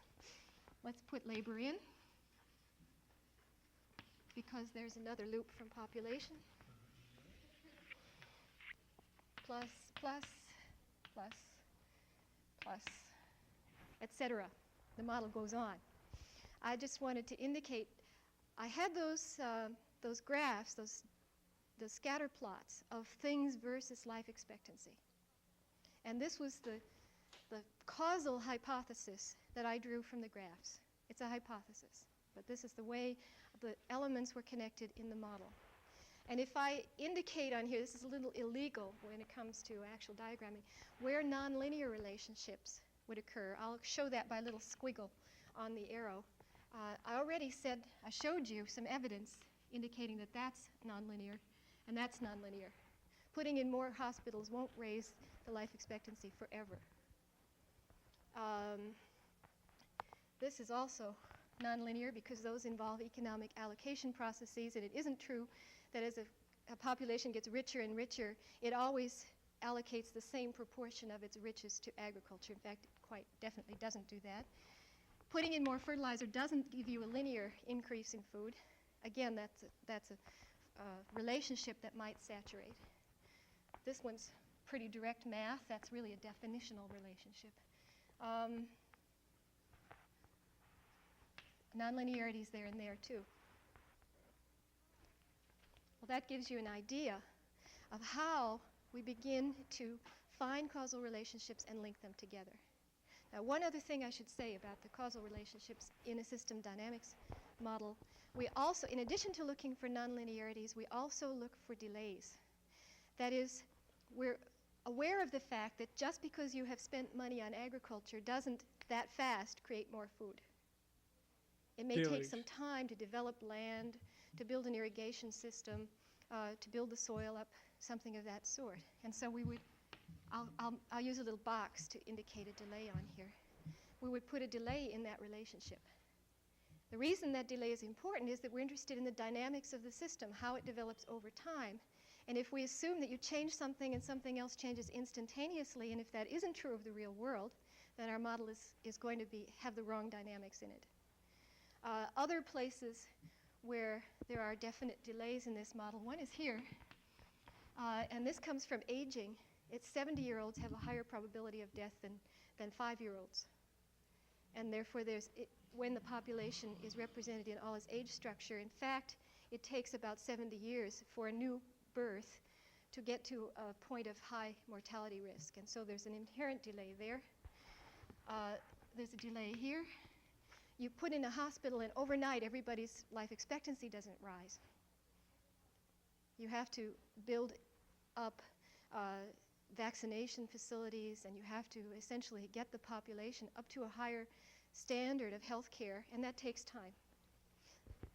Probably a smaller delay, I'll make it a smaller box, in food, because that's probably only a delay of a few months. A malnourished child given food in a few months can fairly clearly recover if it hasn't been a bad case of nourishment. But probably a small delay there. There are other delays, but just to give you an idea, we look for those delays. We look for nonlinear relationships. We try to put them in the, and that's an important distinguishing feature, I think, of system dynamics. Where are there instantaneous relationships? This one is instantaneous because it's a definition. Food per capita is food divided by population. All right? As soon as somebody dies, they're gone from the population, and so on. Now, some of these other relationships might be weak delays, and if the model is a 200-year time horizon, we don't bother with that delay. We can assume that's instantaneous for the purposes of that model. But making a different model, something that was delayed may become undelayed or vice versa. It depends on the time. That's why the time horizon of the model is an important thing to know in advance, because then you know where to put in delays. If we were doing a model of the eating habits of a family over a week, the delay of the amount of time food spends in the refrigerator is probably important, or the time between shopping and buying the food and eating it. But on a 100-year model, you wouldn't bother to put that in. Okay. Now, it has already become apparent to you that I discover feedback loops everywhere I look. Discovered a bunch of them there that I hadn't even intended to put on this graph. I can't resist finding feedback loops. I see them everywhere. That is, again, part of system dynamics. We expect the world to be made up of closed chains of causal relationships. We look for it, therefore we find it, not surprisingly. We probably make them up when they're not there, but we also like to think that the ones we put in are there in the real world. The image of the world that we carry around is not essentially there's an input, there's a big black box where a lot of stuff happens, and then there's an output. That is an image of the world. You hear it in a lot of political speeches if you kind of listen. It's what I call an open system view of the world, open loop view of the world. You push something and then something comes out. What we look for is a relationship like this. And now I will put up on the board essentially the ultimate feedback loop, the basic feedback loop, which we think every sub-specific case is an example of. And that is, there is something we'll call the state of the system. This is some measurable, visible indication of how the system is, how it's behaving, what condition it's in, what its quality is. And then there are actions or decisions or changes designed to alter the state of the system. Okay? And this is the politician's point of view. I'm going to do a policy and it's going to change things. Okay? I'm going to build roads and it's going to decrease highway congestion. I'm going to build new housing in the cities and it's going to decrease slums, etc. This is the visible part of the system. It's the part where human beings are acting in order to change something. There's also, in our point of view, an invisible part, which says that those actions are taken on the basis of what the state of the system is. There's some information that causes the decision to be what it is. And that completes the feedback loop. And this dual relationship we always are looking for. When somebody says he's going to change the system this way, we look for how the system is then going to feedback and change future decisions, future policies, future actions. Okay, so essentially there's information flowing on that lower link and some visible system change on the upper link. Just to give you an example, picture yourself going to a party Friday night, and in front of you is a keg, okay? And in your hand is an empty... Finally mastered feedback loops. Now I can see them everywhere. Right, decide, like there's an app, I decide to drink a water. Now I drink a water that kind of like creates change in state and makes me, like my output creates a new input, right? My output was to drink a water, which was thrust, which was my body's output. I drink water and that creates a new input, right? That feeds back into me. That's a feedback loop. Drinking water is a feedback loop.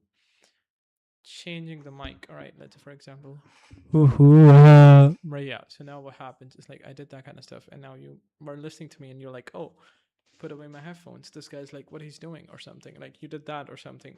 Now that, like, you know, that input changes that thing, right? So like, yeah, so but now which is like, okay, how it will loop, it's like now what happens, you realize that you put the headphones on and then you realize, okay, there's a noise coming, so it's like you're getting like an input that is kind of like changing your future behavior, which generates an output, and that output generates a new input for me, but it doesn't because we are not connected right now, but you get the gist, right?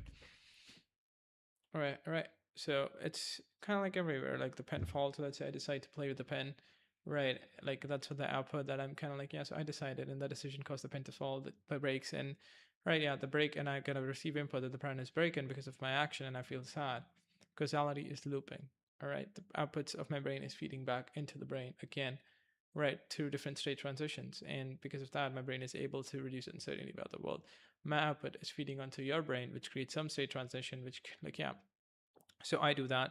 So in simple terms, if like I did that again, or something like that, and now you actually once again take off your headphones or something, and then you curse in the chat or the comment, and I read that, it's like my output generate next input for me. But yeah, you're right. If I did or something like that, right? And the thing is, like, if it doesn't feed back into me, it's like you actually took away your headphones and you curse at me. But since I cannot see the curse, there was the link broken because like it doesn't feed back onto me because the information chamber that should have been feedback onto me doesn't exist. right? But that's why my example wasn't perfect. The first example, it didn't explain because I realized the contradiction myself, and that's what I did. Is like I tried to manipulate the masses by switching the topic from bottle to pen, or pen at least in general, right? So what I did is like my own output, like fed back feedback, because I realized it was an output. I was trying to explain feedback loop, but I realized, oh, it's not working.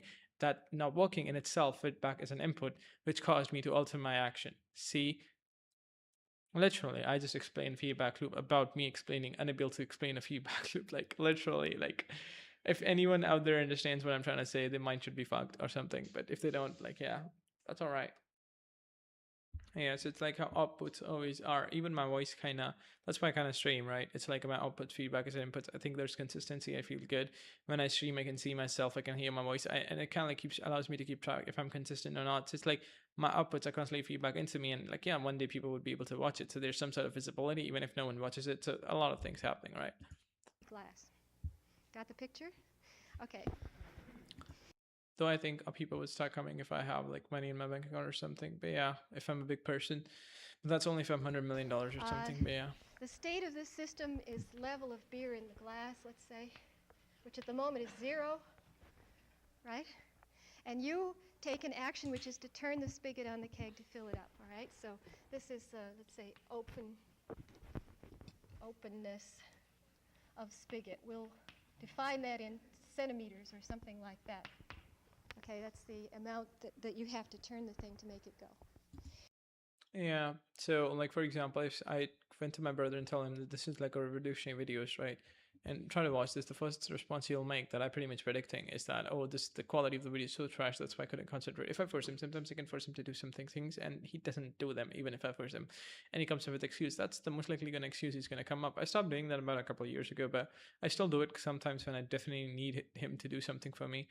Right. So yeah, so he would actually like, yeah, come up with an excuse like, oh, it looks so ugly. But that's the thing, right? I mean, like my and like, my output, which was like, okay, let's make him do this, becomes his input. All right, that input generates an output, and that output, right, like the output becomes my new input, right? So it's like my output created an input, right? So his output is like, oh, there's an excuse, and I'm like, why do you always make excuse that generates an output, right? So his like his output generates a next input for him, and now we have a communication. The communication escalates into fight because that makes me realize, oh, he's not listening to me. So it's like, yes, and like, I mean, I'll show you guys in simple terms because I know it's not that easy for many of to understand. But now I'm actually know entire thing about like feedback. I'm at least god at it.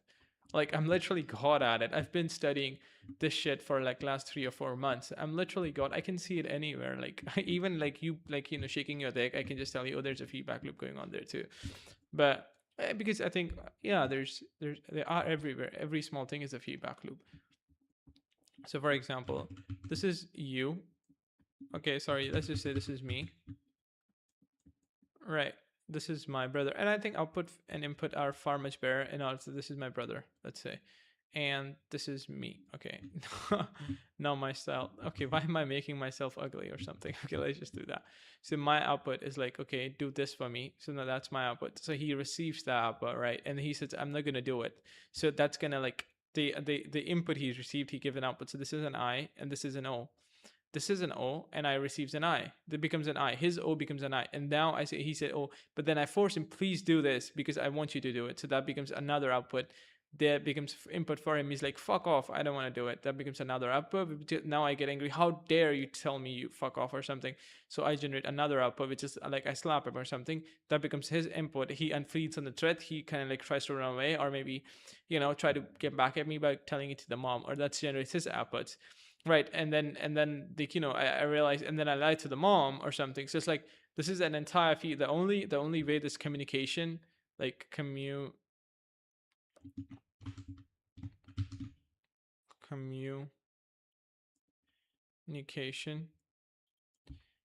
is possible. Okay, what's happening? What, the pen wasn't working? Is possible is because outputs creates new inputs That is the only reason why it's able to succeed. That is literally the only reason. Each time there's an output, it becomes an input. His output becomes like, yeah, so we are sharing, like, this is my input, this is my output. This is his input, this is his output. So we are kind of like having this, like, my output creating new inputs for him, his then inputs creating an output that creates new inputs for me. And this loop just keeps on going on. Not for infinity, but let's say, like, yeah. And this loop can escalate if it escalates, like, if I slap, he slapped me, like, something like that. When Donnella says, like, I pushed you, you pushed me back, so I push you even more, then you push me even more because I pushed you even more, and then, like, yeah, the loops keeps on going and going and going till, I don't know, like, till what they say, like yeah, it keeps on looping, like, yeah. So I think this is the symbol we can make for loop. So it keeps like, yeah, this is a symbol I designed just now. So it keeps on looping again and again because, yeah, until a balancing feedback loop, like moms come or someone gets damaged, and then you realize that this could kill each other, and we are like cooperative creatures, so let's not do that because that's a strategy where no one actually wins or something. So, like, there's a balancing loop. Right, so there's a balancing loop for you, so that's another thing. So balancing loop stops the loop, all right, or something. But balancing loop doesn't stop. Balancing loop is a loop that keeps the loop from going out of hand. Obviously, you open the It never spigot stops the loop. in order to Or it does, kind of, but yeah. increase the level of beer in your glass. There's a very important other element, in fact, in that decision. That's your goal. ChatGPT, I thought about this a lot, and now I'm realizing feedback loops are everywhere, from eating to shitting to talking to fighting. It's in politics, you can't. It's just everywhere. Like, in complex systems, I wouldn't say it's everywhere in causality, but feedback loops are literally everywhere in biological systems. I throw a phone, the phone gets damaged. Like, yeah, I create an output, I create another input for me, and then I realize how much damage it was. It's like, it's literally everywhere. It's in shitting, eating, talking, watching. It's literally everywhere. Like, literally everywhere. Why feedback loop? Like, yeah, everywhere. Like, in complex systems, like, yeah, there's no feedback loop when it comes to a rock, but as soon as you have any human, like, there's insane, everything related to human is happening in some sort of a feedback loop. Like, yeah, it's insane. That's why human maintain themselves. Like, regulation is only happen can only happen through feedback, and if only feedback loops, regulation can keep on happening. I think that's the core idea of cybernetics to some degree. I haven't still read the cybernetics. I'll go on reading it later in the future, but yeah, I still know the main idea.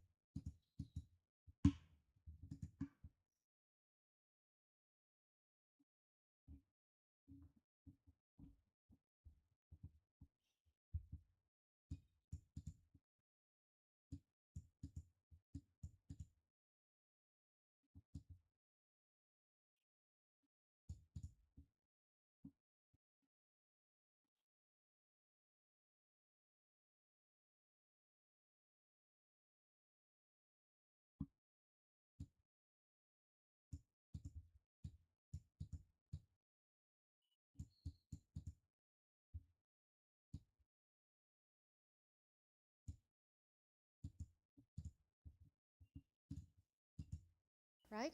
So this is desired level.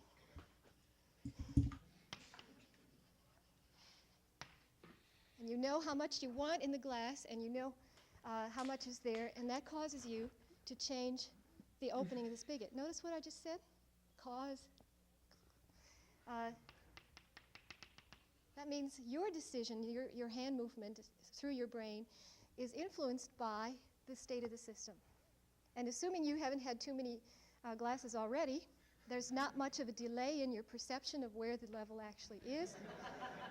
And so you do a very good job of controlling that system so that you bring the level of the beer up to you have that in 0, right? Control happens through feedback, right? Control happens through feedback. You cannot have control. Like, how would you control can only happen because you have feedback. That means you create an output and you get an input by creating output. If system cannot keep track of those inputs, right? If a system can keep track of those inputs, can know what change and what caused the change. Now control emerges. This simple thing creates control. But I think you need memory too. You need memory, and then that stores into memory. So now you know. So now as soon as you have memory, now you achieve this control. You literally achieve this.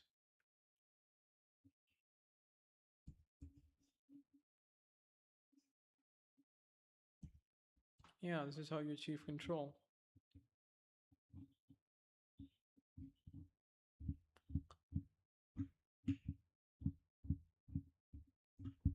Without memory, there's not much control, is it? And you take an action which is to turn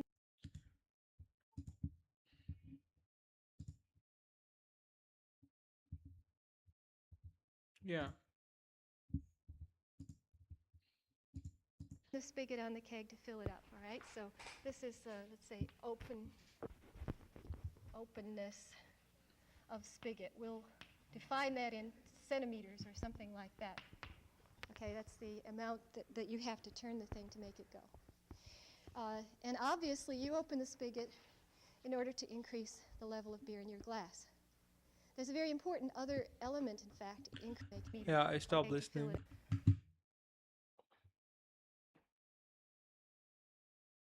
Oh. Right? And you take an action.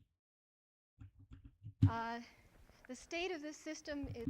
I feel tired. Maybe I should sleep in afternoon or something. I don't know if I would be going to gym today or not. Maybe not. Creatine is coming. Chocolate is coming. Like, there's something I call the whole truth dark chocolate. I ordered that.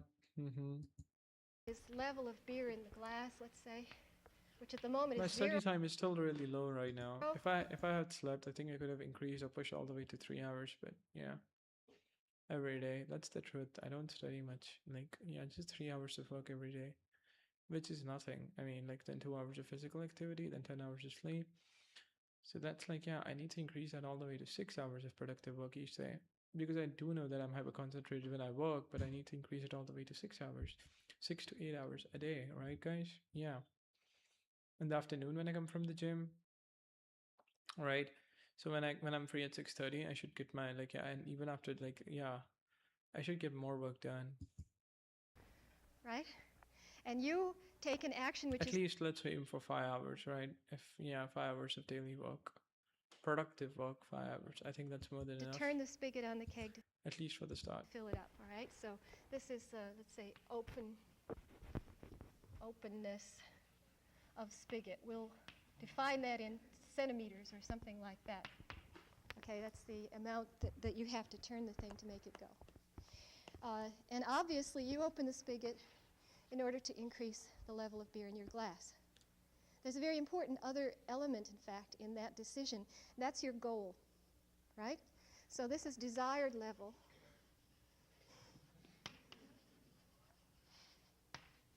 And you know how much you want in the glass, and you know how much is there, and that causes you to change the opening of the spigot. Notice what I just said? Cause. That means your decision, your hand movement through your brain, is influenced by the state of the system. And assuming you haven't had too many glasses already, there's not much of a delay in your perception of where the level actually is. And so you do a very good job of controlling that system so that you bring the level of the beer up to the desired level that you want it to be, and then you turn the spigot off. And then this level stops changing. All right? State of the system, decision or action based on that system state. Probably the best thing to do is give you a bunch more examples so that you can start seeing feedback loops all over the world too.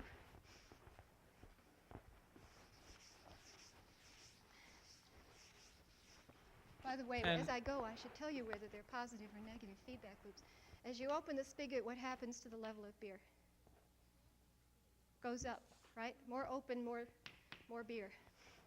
As the level of beer goes up, what happens to the position of the spigot? Goes down. So is that loop as a whole positive or negative? It's negative. How do we know it's negative?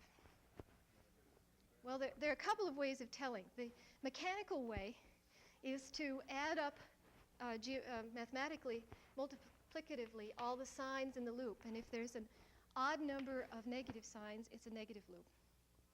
If there's an even number of negative signs, including 0, it's a positive loop. But another way is to just reason your way around the loop. A negative loop is one that counteracts any change. It moves toward a goal, essentially, so that if the level of beer suddenly went down in your glass for some reason, you would take an action to bring it back up again. Okay, so that's a negative loop. Now, let me show you a positive loop. Suppose you have some money in the bank. Okay, so this is your bank balance. This is the amount of dollars you've got in the bank at any one time. And if this is a proper capitalistic bank, interest is added regularly. The more interest is added, the more money you have in the bank. The amount that's added depends on how much is already there, right? There's some fixed interest rate at 5% or 7% or whatever it is per year, 5% or 7% of what is already there. So this is a constant 5%. And the amount of interest in dollars that's added every year depends on how much is in the bank. So the more in the bank, the more gets added. This has, if you will, an even number of negative signs. I feel hungry. Namely 0. It's a positive loop. And positive loops are self-reinforcing. The more money you have, the more money gets added. The more money gets added, the more money you have. And so on. Okay, so you can think of it as a positive loop because of the way it behaves. Up, more. So it's like more output, more input, more output, more input, more output, more input. That's a positive you can loop. simplify that. Yes. 2 negative arrows means an even number of positive signs. I'll see if I can find you an example of that and show you. It also will be self-reinforcing. Yeah. I'll get to that later in the period. That's a good question. Let me just give you some complicated examples, because I don't want you to get the impression that loops occur singly. We may pick them out to look at singly, but in fact, almost always we find loops embedded in loops and connected to loops and so on, and then things get a little complicated. I'll just give you one quick example of a multiple loop model, and this is in fact a piece of an energy model that the system dynamics group actually made. Let's say we have oil in the ground in Texas, and we have a certain amount we haven't discovered yet. We'll call it unproven reserves. They're there, we're pretty sure they're there, but we haven't really counted up to see where they are or how much there is there. And then you've got a total amount that was once at least in the ground. Yeah, I feel kind of tired now. We'll stop the stream for today, guys. Thank you for watching, really.